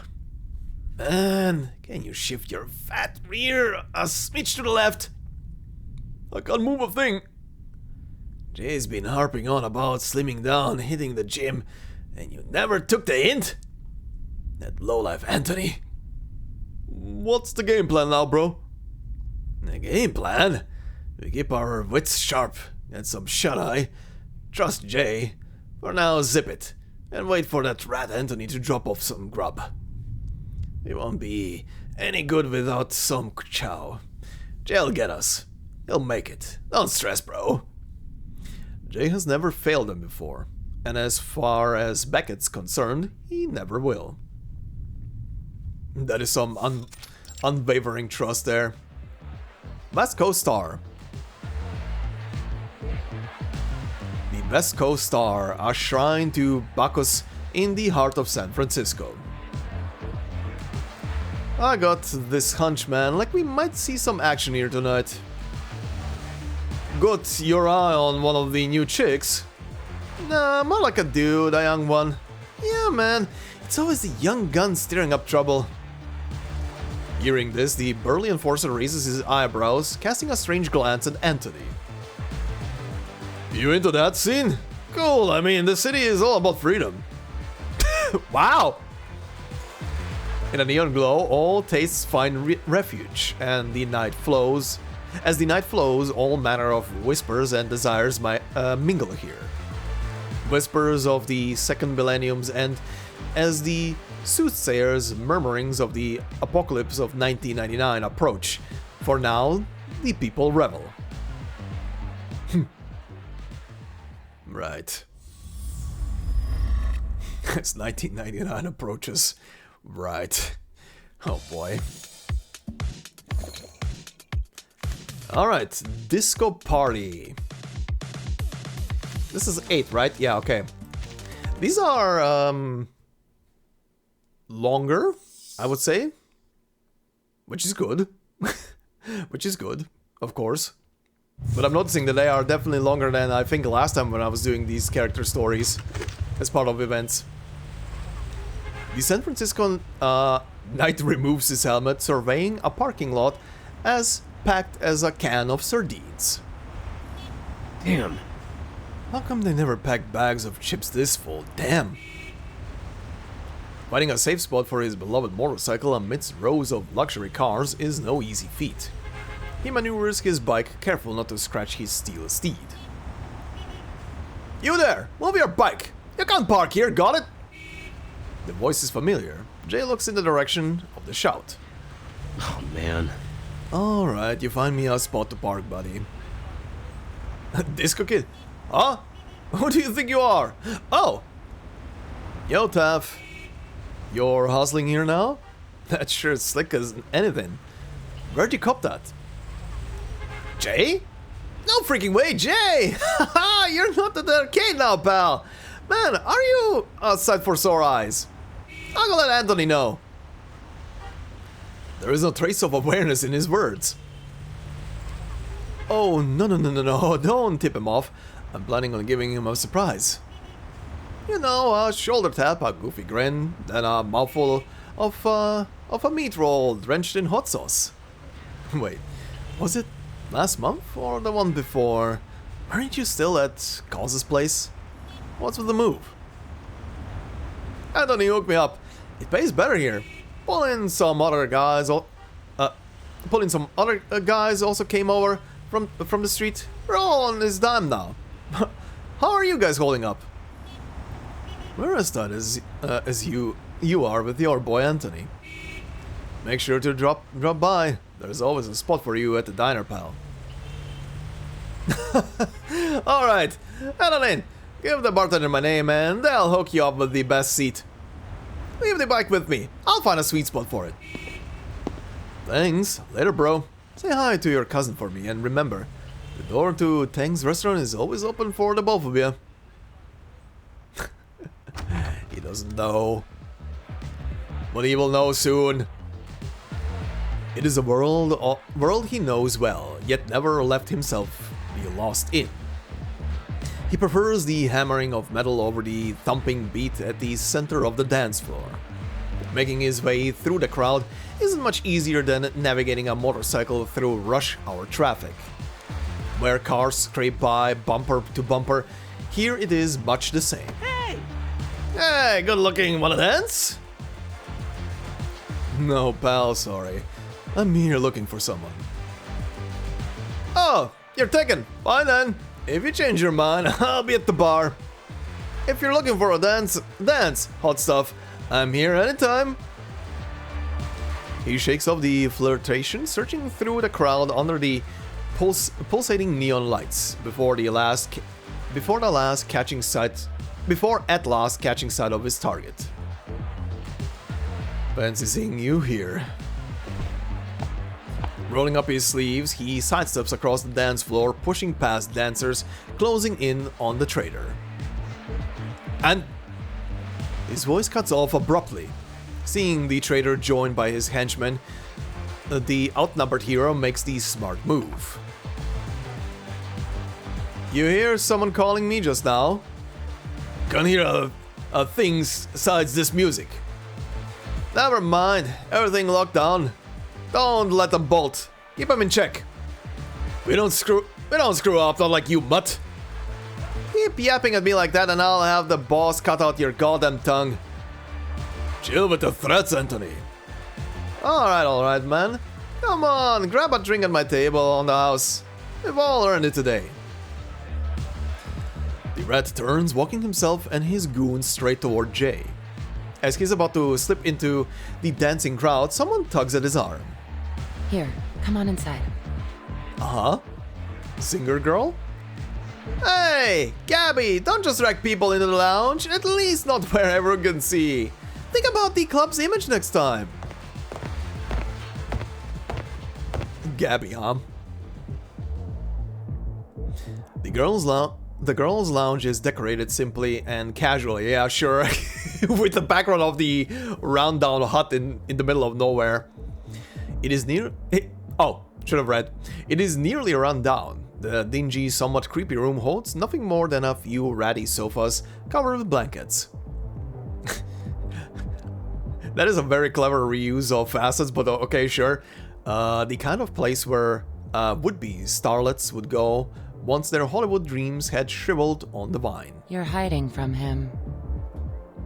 On the lookout for someone. Very interesting voice. I wonder if that is a voice actress for one of the actual characters or something. Nah, I'm hunting him. Just need to wait for him to ditch his backup. Burrs, you're looking for trouble.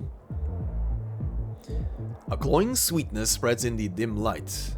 Two other girls are wrapped up tight, sleeping in blankets on the sofas, awaiting tonight's performance. Awaiting a patron willing to lavish fortunes on their show. What's this?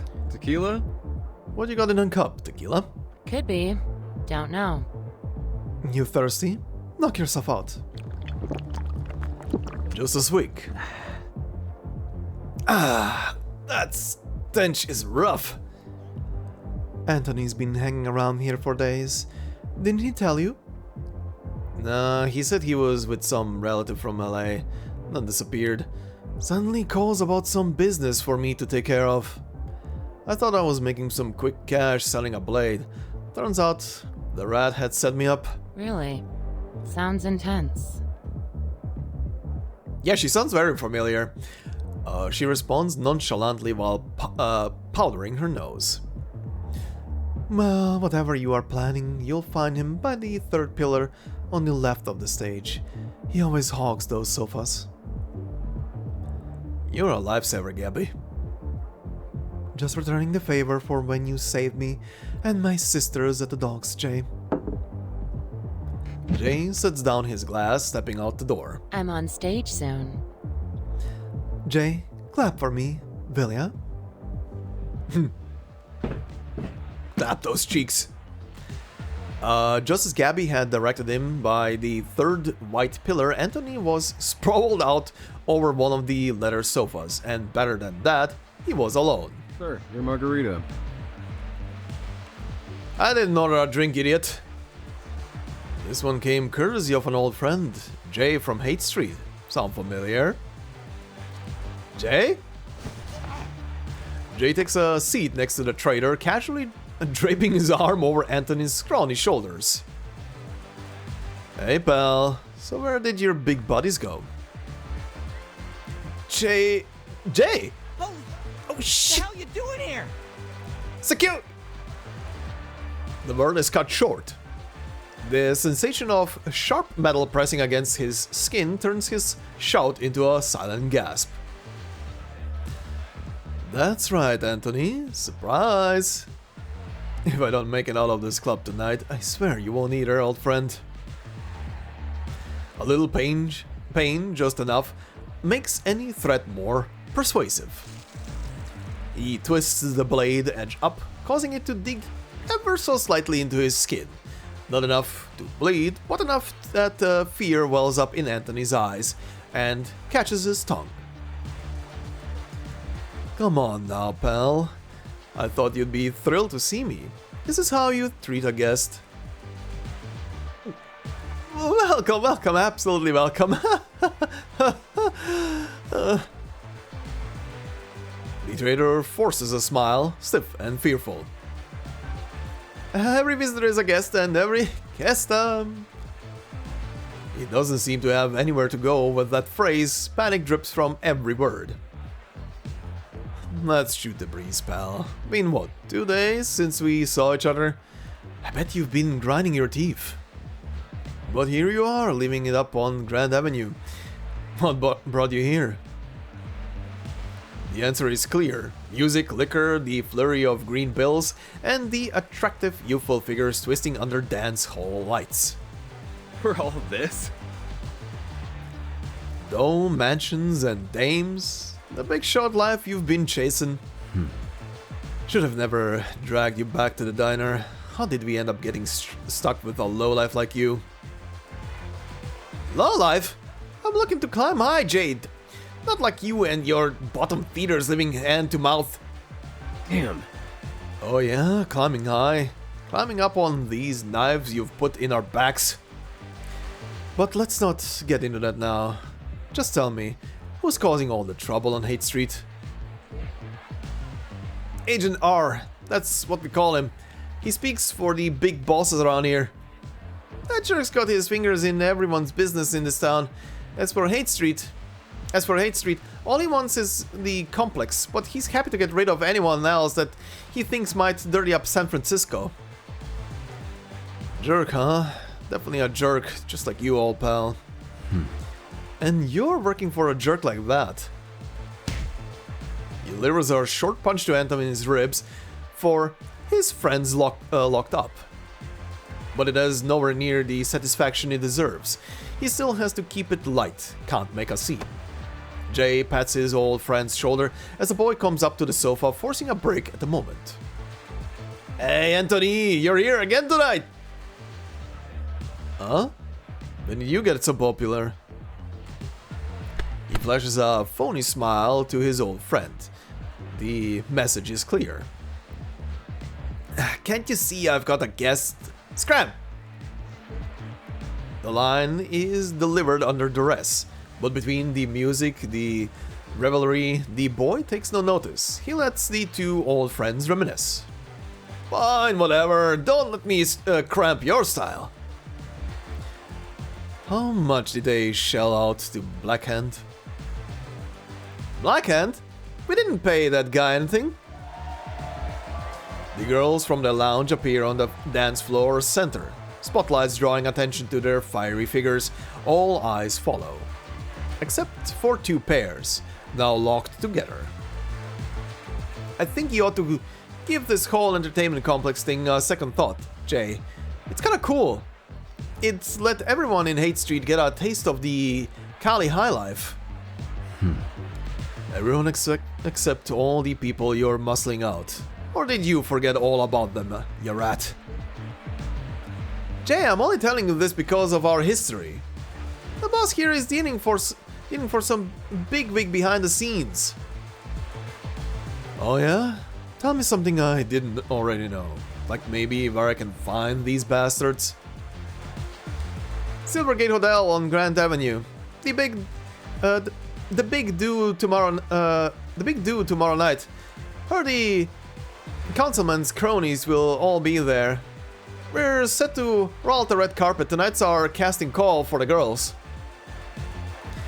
He feels nothing but disgust at the traitor's words. The contracts and the ledgers are upstairs. I've seen them. In the office on the second floor. Just don't rat me out. With the scoop I've given you, boss. Think there still might be a spot for me at the diner? A spot? Yeah, maybe, but you won't see it without taking a few licks. He delivers another short punch, this one hard and direct to his ribs. Ow! You'll have to wait on the next one, till we meet again. Just remember, you earned it. Every bit of what's coming to you. Just cause you always need to snatch a little more, you never knew when to stop, did ya? He sheaths his blade, stands up, and quietly disappears into the chaotic crowd of dancers. Security! Security! Security! The traitor calls out to his slumbering guard dogs, but in the throes of the music and dancing, his shout is like a ripple against a stormy sea. Jay slips out unnoticed into the San Francisco night. And he's out. Get wrecked, buddy. What a little asshole. Good God, Anthony. Alright, next one. Me again.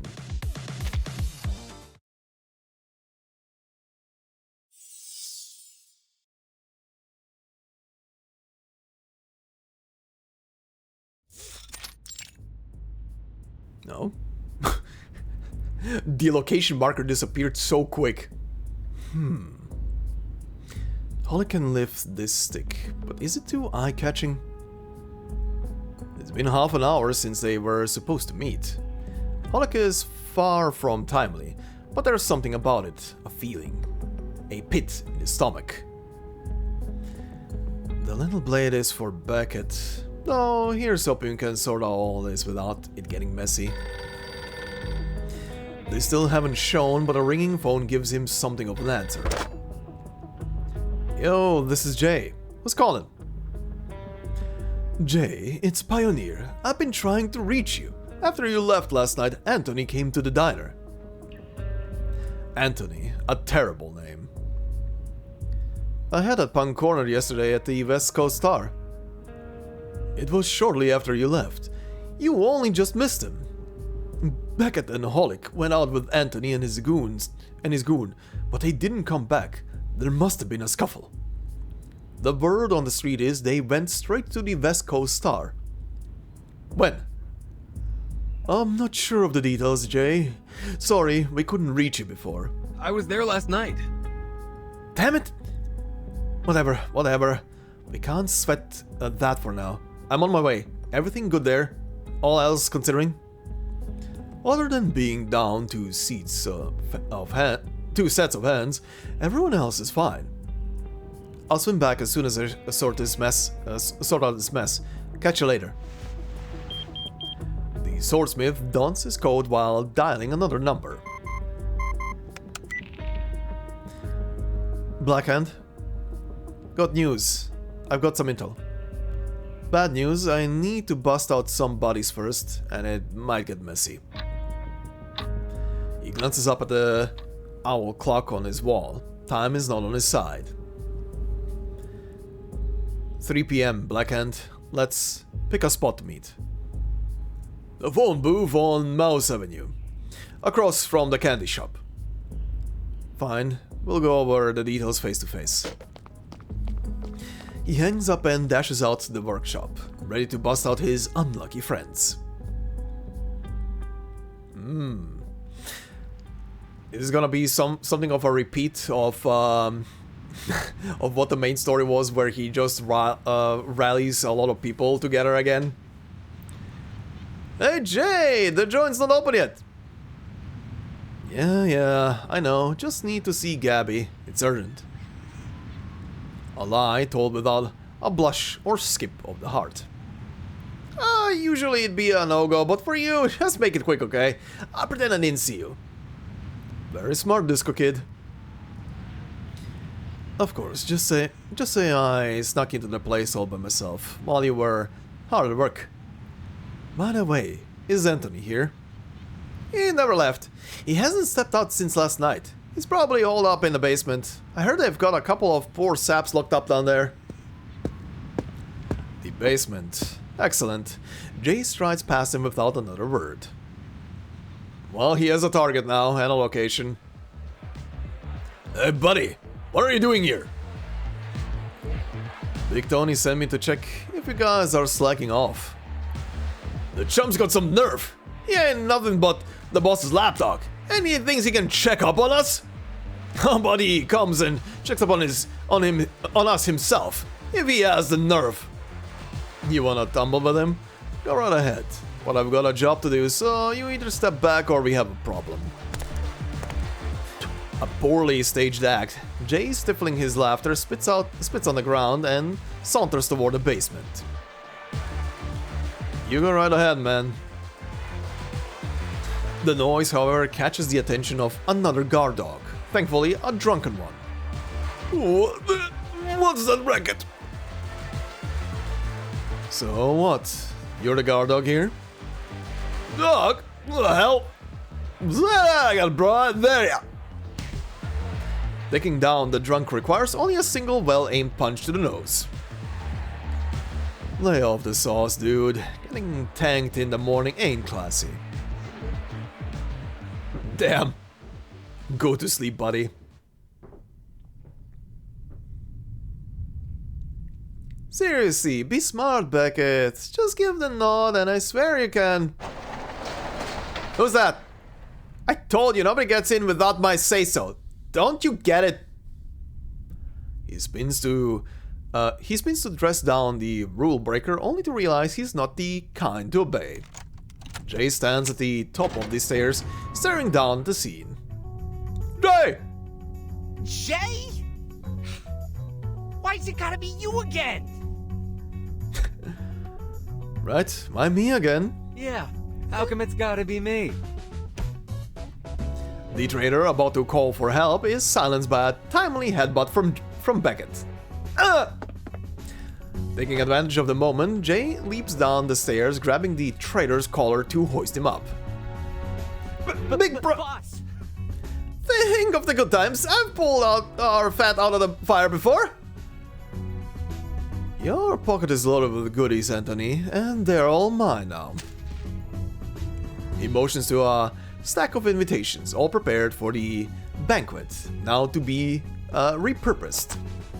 The belated Jay tosses the traitor aside and frees his two old friends.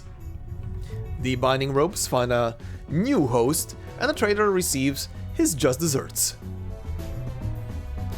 You guys see any other way out of here?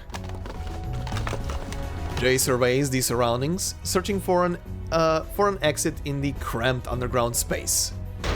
Behind a pile of discarded tires, he kicks open a rust-covered old door.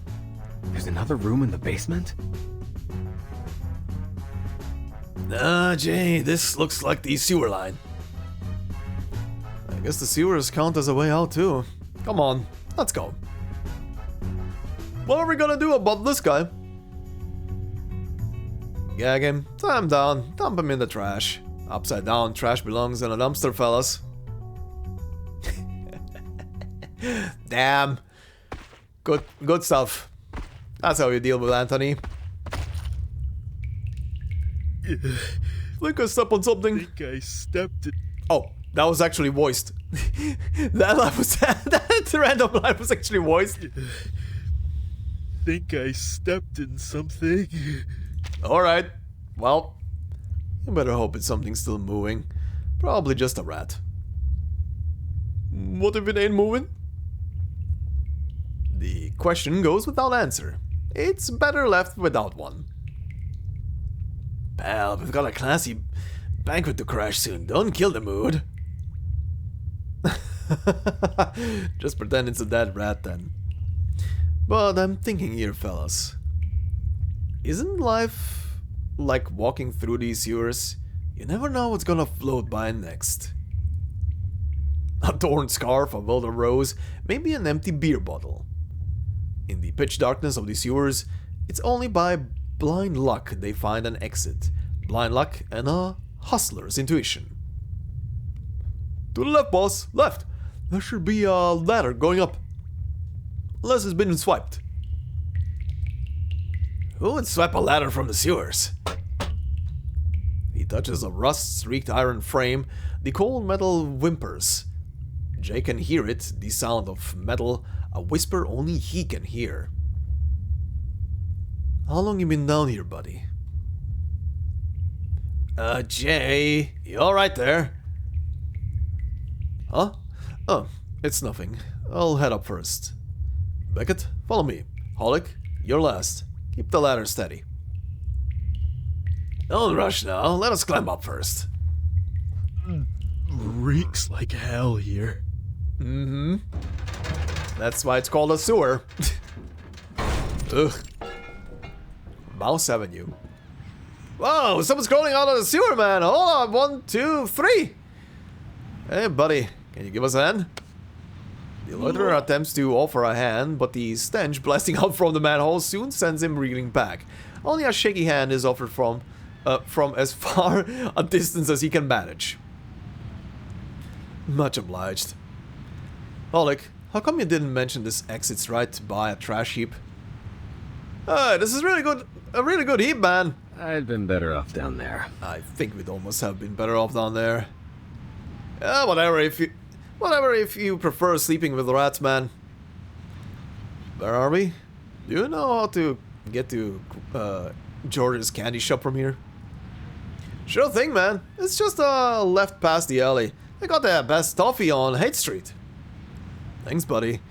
Why don't you swing by Tang's restaurant and flash them for them, Tiz?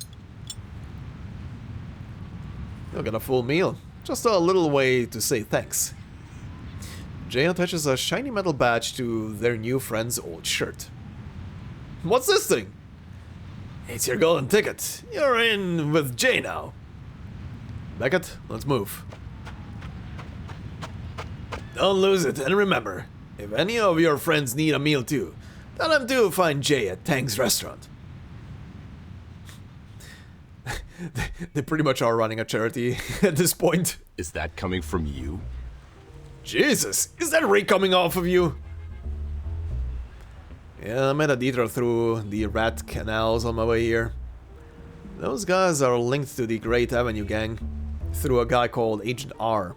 He's the one with ties to the real big shots. They're meeting up tonight at the Silvergate Hotel. Silvergate Hotel? The sheriff hesitates at the name as if mentioning an impenetrable fortress.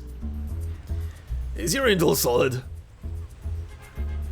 Unless Anthony's got a death wish. The sheriff laughs. Alright, take this.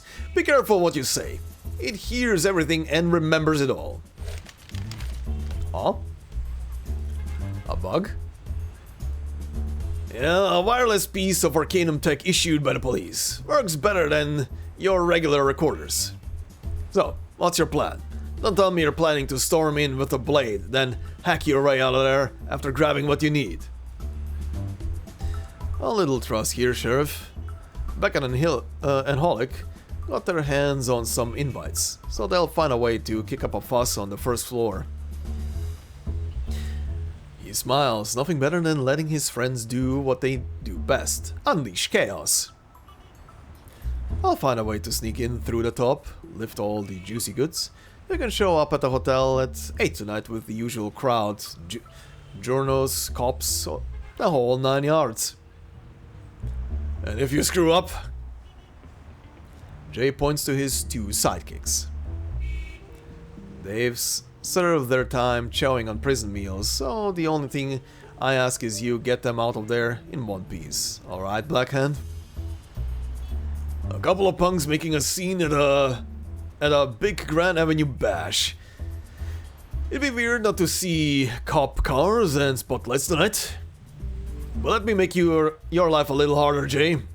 These stakes are big tonight. You don't bust them up and pronto. I've got orders to turn over all your people first thing tomorrow. In other words, Jay, your friends might get deported, and the rest will be breaking rocks in the Mojave, if they are lucky.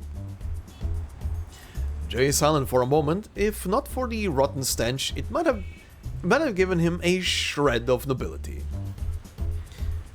I promise my friends a way out. I'll get it done, Blackhand.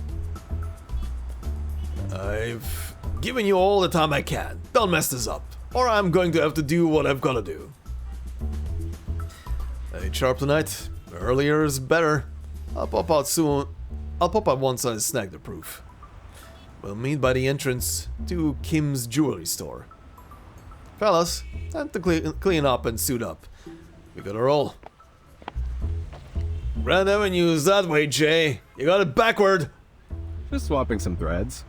Just slipping into some fresh threads. He be stinky. He be very stinky. Uh-oh. God, that's an old meme.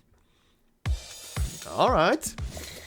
So far, so good. Time for the big action, huh? Grand feast.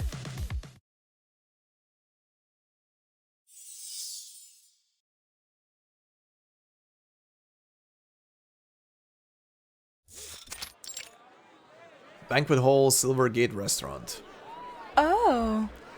Oh, your employer seems to have real class.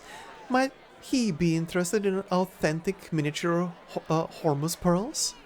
Hormuz? Crushed into powder, mixed into your bedtime milk, they ensure sweet dreams every night. She slips into the banquet with her eloquent charm and a dress that fits the occasion. weaving through tonight's guests like a darting blue fish in the ocean, only to be jostled by the arrival of an ungainly shark and his remora. Oops. Be careful, child. You've just bumped into a lady. Is it you two? They proceed as planned, the two friends feigning distraction while the leader sneaks in. Hi, Miss Eternity. What in the world are you two doing here? It's a long story. A long story. Holic, where are you? Hey, watch it. You're spilling your drink. Why am I getting the feeling it's either he's nervous about what he's gonna do in a moment, or it's just he's nervous because Eternity. Oh, Beckett. Holic is a one-man buffet table, carrying an assortment of good food in his hands, mouth, and even under his arms. His clothes are already so dotted with food stains, he more resembles a modern art piece than a guest at an elegant dinner. Coward.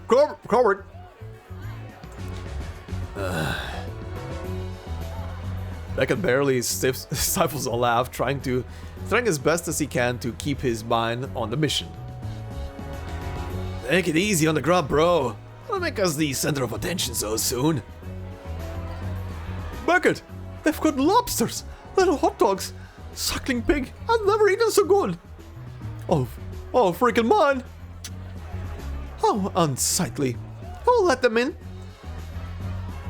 We got invites, miss. We're Miss Anthony's +1s. Dude, ease up on the munching. You can't just cut off a man's mealtime. I freaking told you to stop eating. You got cocktail in your ears. If people see us like this, we'll shame Boss Anthony. So yeah, that is the plan. Anthony's a bum. What? Bum? Say the boss is a bum. Bum one? More time, I dare ya. If we can't stuff our faces, then what's the point of sticking with them, huh? I can't get my fill? Then nobody's gonna. Holic's voice booms intentionally, capturing the attention of all the gathered elite of the city. And that of the security guards, ostensibly here to maintain order at the banquet. My Leipzig larks. Alright. The poor little cake topples over along with the innocent table as Holic inflames the scene. What in the world? Someone's causing trouble in the banquet hall. Send a few guys to check it out, but let's keep this low-key. Not bad. Nicely done. All eyes converge on the chaotic scene unfolding while an agile figure takes the chance to slip past the guards and ascend up to the second floor. Hey, what's going on down there? We're going to need a few more hands. Some big dude stirring up trouble. Can't keep him down. Bewildered by his sheer confidence, the giant rushes down the stairs to join the scene. Everything is going smoother than expected. Jay feigns a calm step as he moves unhurriedly through the rooms, arriving at a lavishly decorated door. This looks like the place. The infiltrator slips in after a single glance backward. Alright. Office, Silvergate, yeah, okay. He closes the door and opens a window, his instincts telling him to leave an escape route handy. Damn. Anthony didn't clue me in on what these things are supposed to look like. Paper, and more paper filled with incomprehensible writing. The words swirl in his head. What is all this stuff?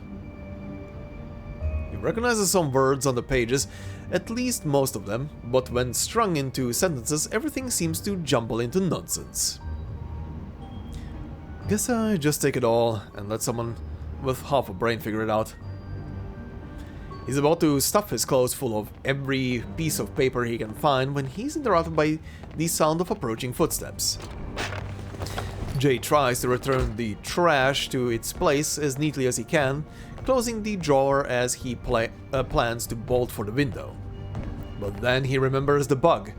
Evidence, yes, evidence. He needs to eavesdrop on something worthwhile before leaving. The footsteps draw nearer. In his haste, he looks around, finding refuge in a large wooden cabinet. It's a tight fit. He has to scrunch up just to get the door closed in time.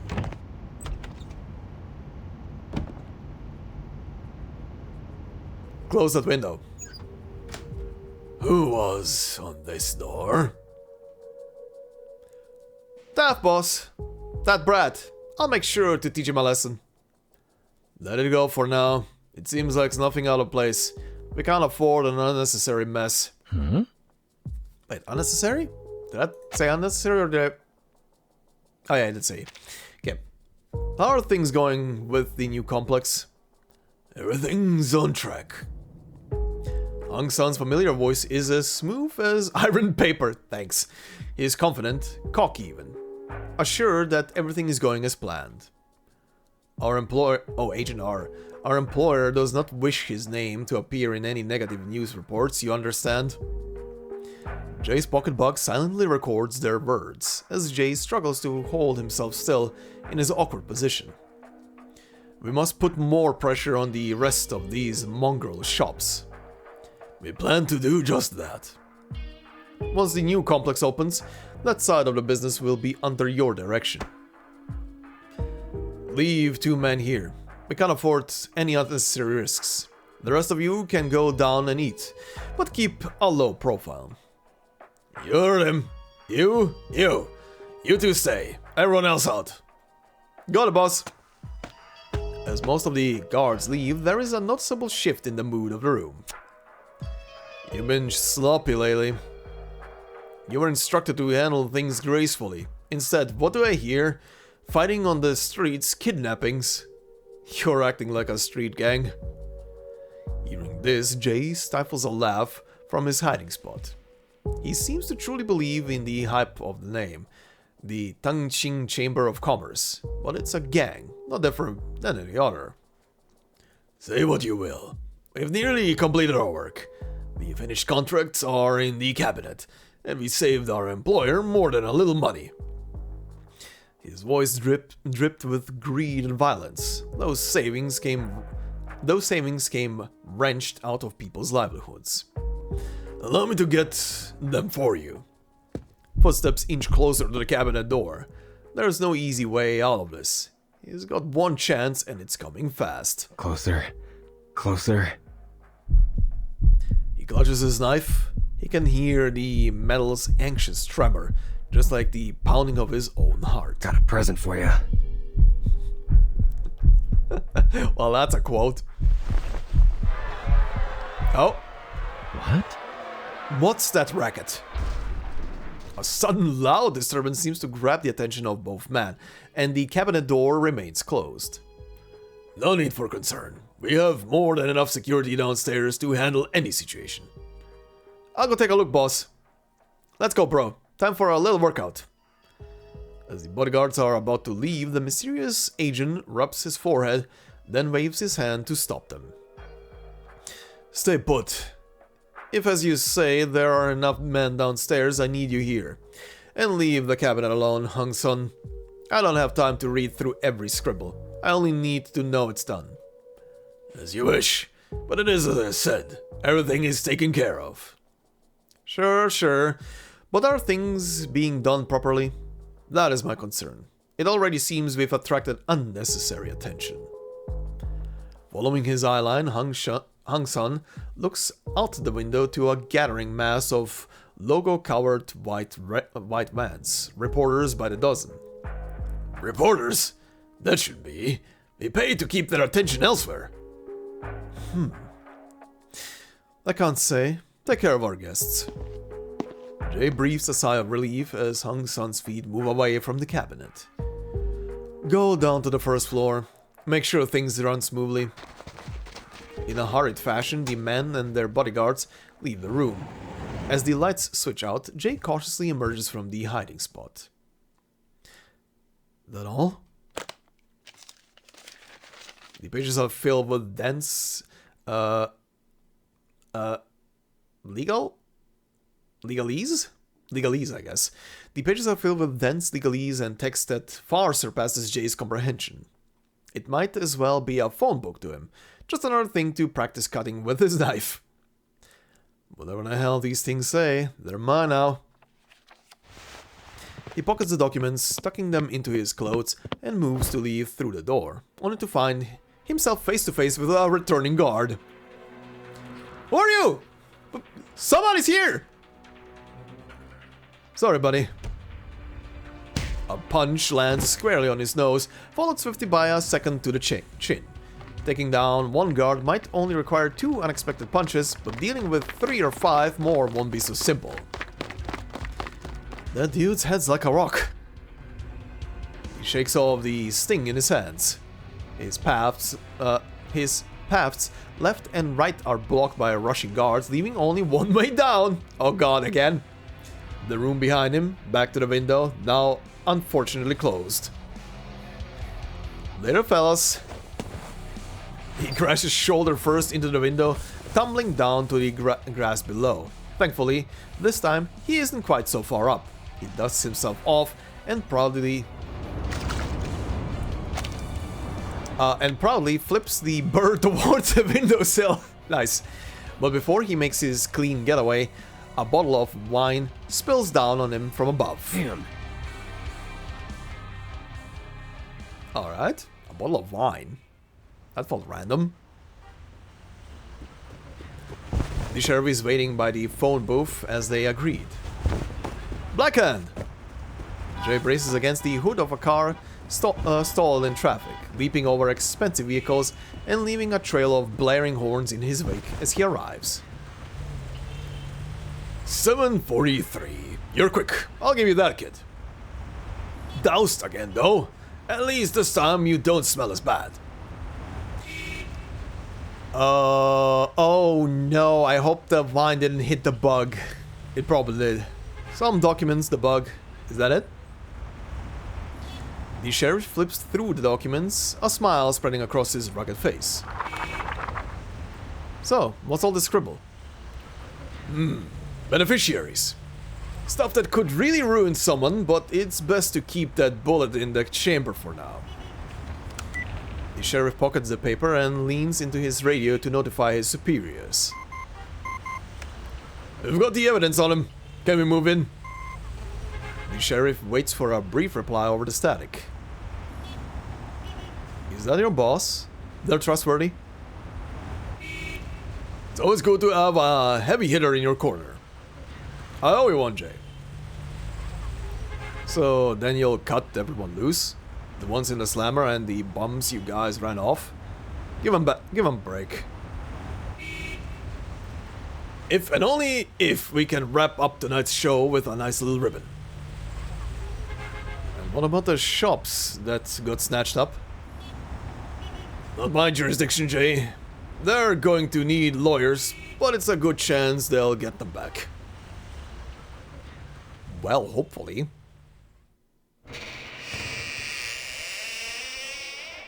Oh, police rushing in. Apologies for interrupting the banquet, everyone. But as San Francisco's good sheriff, it's my duty to make sure we keep law and order in this fair city.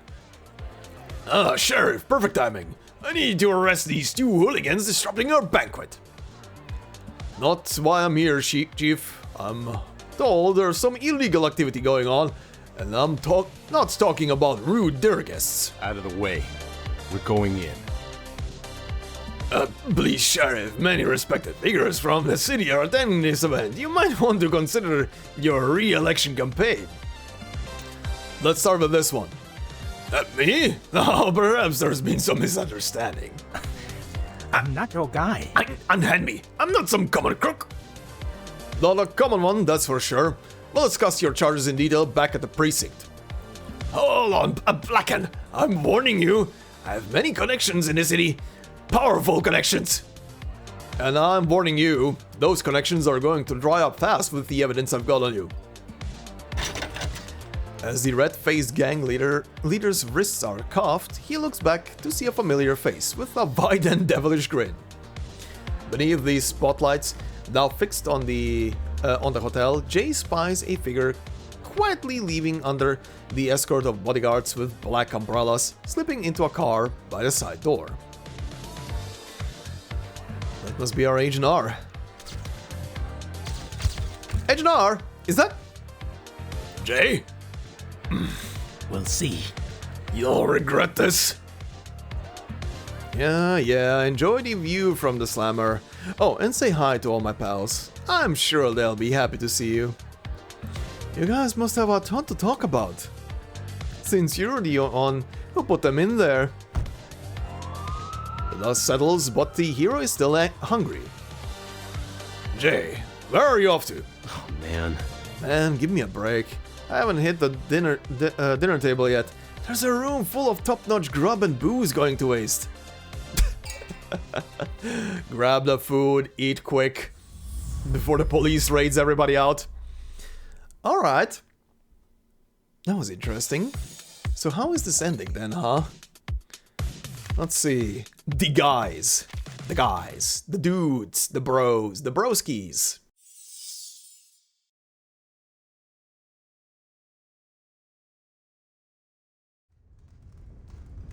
Oh, this picture again. Good. Chill off now. Be cool. I said cool it! Damn! Sparks fly, each hammer strike lands with a whipping crack. Jay exerts all his strength to tame the restless metals, his muscular frame shedding sweat in the glow of the flames. That is ooh la la. Copper and tin, when combined, are temperamental and irritable, always reluctant to cooperate with Jay. The two metals bicker ceaselessly until they unite in the flames. Copper and tin, huh? Forging bronze, though, is not nearly as difficult as dealing with steel, which manages a temper all on its own. You must be forceful, seizing the moment, forcing the uncooperative metals to bond in the heat. Iron is prouder and more stubborn than the others. Taming it requires a touch more nobility and persuasion. He is drenched in sweat, each hammer strike echoing as the reverberations traverse his spine, his eardrums eventually earning the metal's approval. Aluminium is light and playful, and gold is elegant and silent, never opposing his will. Cool it! The metal resists purposefully, but after a decisive strike of Jay's hammer, all becomes still. Each and every metal eventually submits to him. Like a wild horse accepting its master, a new sword is about to be born. Here's hoping you're not as bloodthirsty as some of your predecessors. A good sword should only come out when it's really needed, pal. Jay sets aside his tools, downs a jug of cool water, and wipes the sweat from his brow before picking up a metal badge. Ha! Nice, very nice. A modest gift intended for his old friends soon to be freed. A trinket of his own design that marks the wearer as a friend of Jay from Haight Street. Jay, someone's here for you. Another sword buying bigwig? His last deal didn't exactly go as planned. The visitor enters the forge ahead of Jay, the sheriff greeting him with a warm smile. Good morning, Jay. Wee, it is hot as hell in here. The forge is still blazing hot as he enters. Arming your boys with some fresh steel? No, but if you're in the market for something, just let me know. I'm going to cut to the chase before my eyebrows singe off. I need you to come down with me to the office. Got some papers for you to sign. So you're putting in an order or not? You wish. Nah, not buying anything. It's about you immigrating your immigrant friends. The time has come for him to keep his promise. I've worked something out between the mayor's office and INS. I'll let your friends stay, but only if they get a sponsor. It's a formality, really. Just need to make sure we've got someone to blame if they get in trouble. So I'll have to watch out for them. Count on it. I'll be there for my friends. Come on, Beckett. Go get Holic too. If he's snoozing, give him a kick. And grab that stack of those badges from the table. Alright, he was forwarding for everybody. Haight Street Police Station. How many left? It's one stack per head, Jay. Jesus. Jay can't recall the last time he wrote this much. Would have to have been before he left school. Maybe never. Polly would have left a trail of neat, pretty signatures. Not like his ugly scrawls. Jay can't help but think of his sister, Paulina. She probably does this much paperwork every day at her fancy foundation job. Oh. All set? All set. No, I mean it. Don't let them get into trouble. I pulled all the strings I've got to get this done. Save put for a bit. The sheriff motions for him and his colleagues to depart, leaving the three companions waiting beside the mounds of paperwork. Wasn't the last time we were here to bail Holic out? That was Beckett, after he slashed the dude's tires. I was trying to get you some extra work. You're welcome, buddy. But all the extra dough I got just went to your bail. Wait, how come I was left out of the loop on that little scheme? Well, it didn't work out, did it? So I learned my lesson. Only because you got busted. Who got busted? The sheriff strides in, followed only by two uninformed deputies. Just saying how glad we were that our courageous sheriff busted up those Grand Avenue boys. Sure, but I can't take the credit on that one. You fellas did the legwork. Of course, the bigwigs have already lawyered up. Looks like this time we're only going to nail the leftovers. But you're still going to honor our deal, right? Yeah, it ain't your fault the city's rotten. Besides, I've been making a fuss since they heard you were here. Last thing I need is a riot. But I can't exactly just have them go hooting and hollering out of the pen. I'll get them out one by one when we got time. I'll drop them off around Tongqing. I'll play the good Samaritan and cover their lunch too. Just make sure they get these. The gleaming badges symbolizing Jay's friendship and his promise of protection. You're looking to be the sheriff of the underground, huh? Alright, I'll see to it that everyone pops up at your eatery wearing your little badge. Just remember to whip up something tasty for them. They'll be needing it after a few days of holding pen grub. Don't you worry about that. I'll hook them up with jobs again and make sure everyone gets a decent meal. But first, the boys and I are gonna soak up some of that California sunshine. Time to relax with the boys. A job well done. This always looks so funny to me when they put them in cars and stuff like that. Oh. Uh-huh. Did it conk out? Aren't you the one who said this clunker was fixed? Well, when it came into the shop, it was just the tires that were shot. I sorted that out way back. The tires might be the only thing on this wreck that isn't busted. Alright. So we stop wherever the car stops.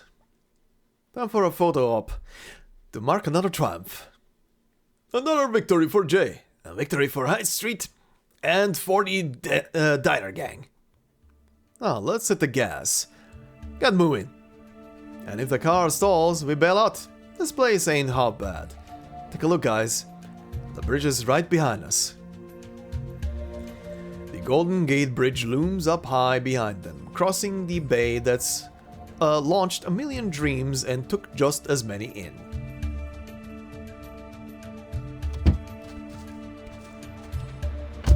Alright. The trio steps out of the curb, unloading the trunk's contents. Cameras, tripods, beer, fried chicken, fruit. After wrapping up a big job, it's only right to have a little fun. Help me out, Jay. I ain't too sharp with this stuff. Stick the timer in the shutter. Line it up. Give us 10 seconds.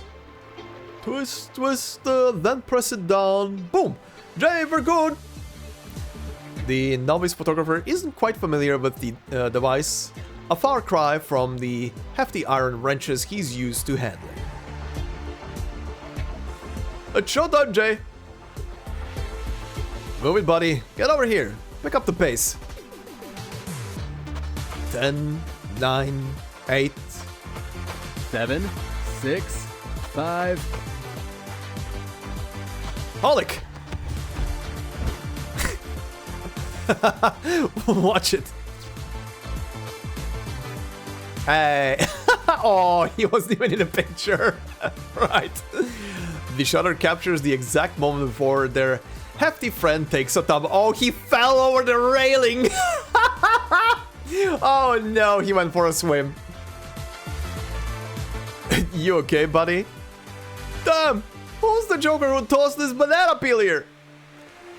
Yeah, we might be Crook's pals, but litterbugs? The culprit feigns ignorance, rubbing off the remaining scent of banana in his pockets. Becca, show us your hands. You just got some fried chicken, boss. Fried chicken, they're all greasy. You don't want to see that. Bucket! Oh, easy there, Holic. Careful, you don't take another spill. Oh, that's very cute. A bit sad that Holic wasn't properly filmed in that scene. But, oh well. Okay, this was a nice little story, but first let me, as usual, dive through the survey before I say my finishing words, so let's see about that.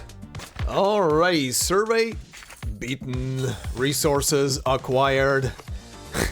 These resources are probably all gonna go into Cassandra very soon. At least the summoning currency. Alright, but that is it for the story for Jay. A nice little day in the life, or couple of days in the life of Jay and his gang and his broskies as they live in San Francisco and are just going by and helping out people as they can. They're a nice group. I do like them. I just feel sorry about Holic. God damn, why did a guy have to die? Oh, I saw someone, now that I said that, I saw someone point out in the comment section of the previous video that it must be an awkward time when in the suitcase Jay sits at the same table to eat a meal. Sancho. Oh no. Oh, and someone pointed out that that sometimes, or at one time they used Jay, or multiple times, I don't know, they used Jay and Anjo in the same team for like some nebulism stuff. Oh god. Oh god. I actually wonder if there is something between, if there is a meeting between them. But the story was pretty nice. Just in general, wasn't anything too crazy, was okay. Yeah. I mean, just expanded on the whole thing of that these boys are just very good broskies and they know how to handle themselves, the street, and the place they live at. But we are not done yet, because considering I do have Jay for a long time already and he's max trust leveled, we are gonna check out the full voice file, and that stuff as well, like I do with characters that I have actually fully leveled. So let's go over there. Jay, a mixed bloods artwork, exhibited in the 1990s for 18 years. Oh wow, I actually thought about him being closer to like 24, 25. I guess that's just his like body build, I guess. Completed in the spring of April 18th, exhibited exhibition location San Francisco, United States. Nice signature, Joe. Alright, let's hear what you have to say. And never in the... when was that banner again? So the banner was somewhere in November, I think? God, I had him since then. Yeah, I've never... Outside of a couple of battle lines and stuff, I've never heard any of this stuff. So let's do this. You mean this? This whole place is yours? Boss, I know some rich jerks that would pay through the nose just to build a house here. Uh-huh. Whoa, you've really hit on a sweet spot here. Even the sun is almost as good as in Cali. Better, maybe. But, one question. Where does this window attach to, even? Someone's gonna get hurt leaning on this thing. Yeah, don't question it. Everything is possible now, huh? Polly's got a new face. She always said that blue ribbons fit the color of her eyes. Not like her eyes in that photo. Hope she's happy up there. Aww. September evening, racing through the golden city. You'll be back, so you said to me. Ooh. Alright. Want to catch a ride with me? Usually Wanna catch a ride? Around, but I'll make an exception this one time. Sorry. The Borderlands in me. A big house, fat stacks of cash, and all the luxuries of gangster living. Yeah, I'd trade it all away. 'Cause I got this peaceful morning sunshine and nachos with guac to share with friends. That's real living. Ew. Ugh. Bring it on, Jay. You can do this. It's just a raw egg. Oh. Come on, gotta stay in shape. Oh, I know what he's doing. Oh god, I hate that. I don't, I could never force myself to do that. Drinking down raw egg. Oh, no thanks. Nah. You don't know how fiery this girl gets. This forge really gets all my passion. Wanna have a look yourself? No worries. It's no trouble if you get a bit closer. Dangerous? How? Well, she does run hot. You might get heat stroke. I don't touch garlic, carrots, celery, broccoli, green peppers, not even mustard. And I'm still alive and kicking. That junk has got to be bad for your health. Oh, shut up. Still a kid. Old-fashioned? Nah, it's called classic. I spent half an hour fixing this up. Alright. It's an ironclad rule of alchemy. Destruction is a form of creation. You gotta smash rocks to find ore, hammer metal to hone an edge. If you want to create something, you gotta destroy another thing first. See? I burn and hurt my hands a lot during forging. And now I've got tough calluses for protection. True, yeah? Oh, the badge? Nah, it's nothing special. I just give it out to my friends, thinking that'll make us a team, you know? Says I'm looking out for you. Neat. This Bowie knife was made from meteoric iron, quenched in the blood and fat of a jaguar. Handy whether you're slicing throats, or clearing brush from a path, or carving up a steak. You can do anything with a knife like this. Multi-purpose. You don't act like the rest of these pencil-pushing weasels. I appreciate that. Keep doing what you're doing. People say Arcanists are cursed, like diviners always going blind, or blacksmiths getting fat. Think you could swing me a scale for my place? I can't let these perfect biceps go flabby. People always think alchemy is about turning lead into gold, and they're wrong. The Philosopher's Stone? What? Don't tell me you believe in Santa and the Tooth Fairy, too. Oh, come now. Look, Jay's a cool letter. The coolest, even. But there's too many Jay names out there. It's always James or Joe. People need to get creative.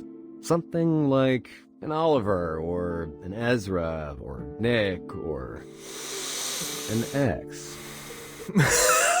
An X? Do I have to say anything? I know it's not my real name, but do I have to say anything? Right now, I feel called out. I feel like I need to say something, but anyway. Not a big fan of comic book heroes. They're always just some rich kid with a tragic past playing at protecting the city. It's stupid. Give me another day with my mom, dad, and Polly over superpowers any day. Aww. He's right, though. And it was by choosing Jay that they began their path towards victory.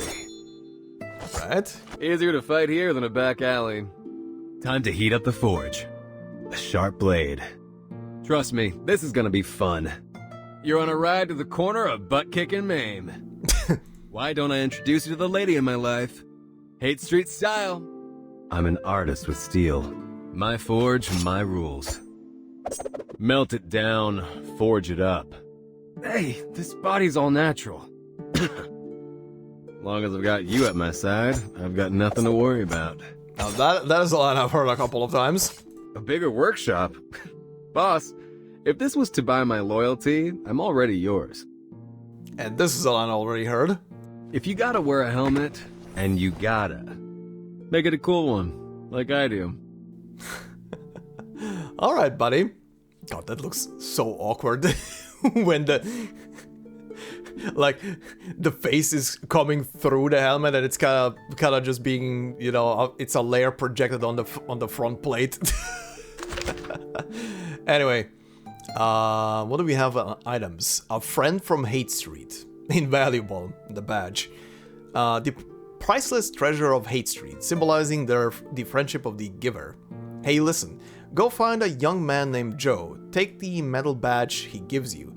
You won't be welcome with the criminals anymore, but at the arcade restaurant on Haight Street, you'll be able to get some free leftovers and a good night's sleep in a place with a roof. Nice. Best gal for the Bowie knife. 2.8? Really? His pride and joy. A Bowie knife that he carries everywhere. It can cut people, it can cut dragon fruit. Good metal doesn't care what it's used for because it can do anything. Safety first. The helmet. Really, just one? A painted helmet. Essential for the motorcyclist. When riding on California's Highway 1, always remember, safety first. Okay, and the story. West Coast streets. The second millennium of the Gregorian calendar draws to a close amid prosperity and revelry. Mass media, electronic entertainment, and worldwide disco culture have finally made this vast world smaller.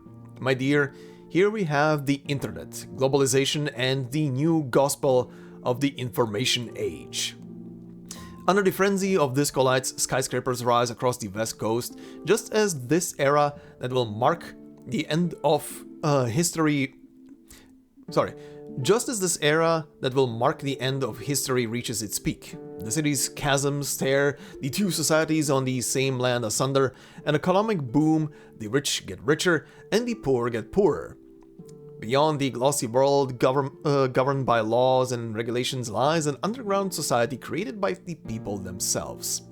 After all, this city never lacks immigrants and wanderers who are shut out by themselves. If you're homeless, go to Tang's restaurant. Jay and his pals will find you a job. Sweet. Okay, number 2 is Haight Street Beats. Backstreet Boy. Backstreet's back, alright. Jay's whistle is faster than a cop's baton. Listen, just listen. If you hear him blow 1 long, 2 short, 3 times, it means, hey, the cops are coming, get out. And if it's 1 short, 2 long, hey, it just means the weather's nice and Jay's whistling for the heck of it. Blackhand's sergeant. As long as Jay solves more trouble than he causes, he's considered a good guy on Haight Street. This isn't a matter of law enforcement, it's simple math. Addition, subtraction, multiplication, division, that's all it is. Sure. A certain island would love that sentence. Immigrant vendor. I swear by my own conscience and the... Actually... No, never mind. Immigrant vendor. I swear by my own conscience and the ancestors back home, it was Mr. J and the sergeant who took down the Snakehead gang. The cops hawked the headlines and the papers didn't mention a word about Mr. J. What a disgrace. How do I know? Duh! personally saved me from that ship. Huh, nice. Okay, the Utu interview. Metal partners. Pandora. You mentioned metal and your friends on Haight Street, but most people don't see how they are related. That's true, but they both have a common trait: reliability. What I'm asking is if you personally see any connection between them. You can think them as my partners, lady. Partners? They have consistent temperaments, distinct personalities, and they'll always help you when you're in need. I see. So, metals and grains did play a crucial role in the development of our civilization. In that sense, I think I understand what you mean. If you ever need a knife, you know where to find me. I've got plenty of good stuff for you to choose from. Thank you, but I don't think I'll be needing any of those sharp and dangerous tools. Interesting. Yeah, signaling that she doesn't need weapons. I guess, I mean, for her, in her position, I guess you could say her weapon is her knowledge, maybe. Interesting. Anyway, this will then mark the end for today's part. Like I said, Jay's story was good. Wasn't anything groundbreaking, but it was good and very wholesome seeing the boys hang out together one more time. Especially after in the main story later down the line they do lose Holic and everything, and Jay joins with the Foundation and so on. So yeah, very nice to see them one more time to hang out. A bit sad that in that picture Holic didn't made it in. God damn it, Becca, did you have to play some banana peel there? But yeah, that will be that. So, next time we will be checking out Mercuria's story, and with that one we're gonna be wrapping up the rest of, well, the rest of the event as much as possible. There's still the unlockable stuff, which I might sneak in the next couple of episodes or in a future episodes when everything is unlocked, just to have it on the Let's Play recorded in red, but we'll see.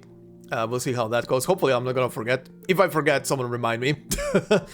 But yeah, we're gonna see about that next time. And yeah, next time we're also gonna check out the trailers as usual, see what was in them, and yeah, then we're gonna be done with the event just in time for the next portion of the collab of the AC event for the Odyssey story and Cassandra. And yeah, speaking of Cassandra's stuff and Odyssey stuff, it's interesting. I'm getting slowly, the more I'm playing Odyssey, the more I'm getting kind of pulled into the whole thing. It's very interesting, not gonna lie. A bit open. Because you can just keep on roaming the land and just getting distracted by everything that is there. But yeah, the kind of like the Odyssey that Cassandra is doing, her journey, is shaping out to be way more interesting, especially since what I saw on the last stream. We'll see. It's gonna be very interesting to see in the story how much they're gonna be mentioning about that stuff. God, I'm definitely not finishing her entire story by the time the thing is gonna be live. So it's gonna be a tiny bit maybe awkward when reading through the character story, because it's probably gonna spoil me on stuff. But what can you do? What can you do? Hopefully it's not gonna spoil everything. We'll see. Anyway, thank you guys very much for listening and watching. Hopefully you enjoyed. If you did so, please consider leaving a like. It would help out a lot. If you're new to the channel, consider subscribing. And of course, if you want to support me more directly, memberships are open on the channel. And like I always say, no video will be behind a membership. It's purely there for support and for me and the channel. So thank you very much for everybody who is doing so. Much appreciated. And I hope you all have a fantastic day wherever you are. And I will see you in the next one. Until then, bye-bye.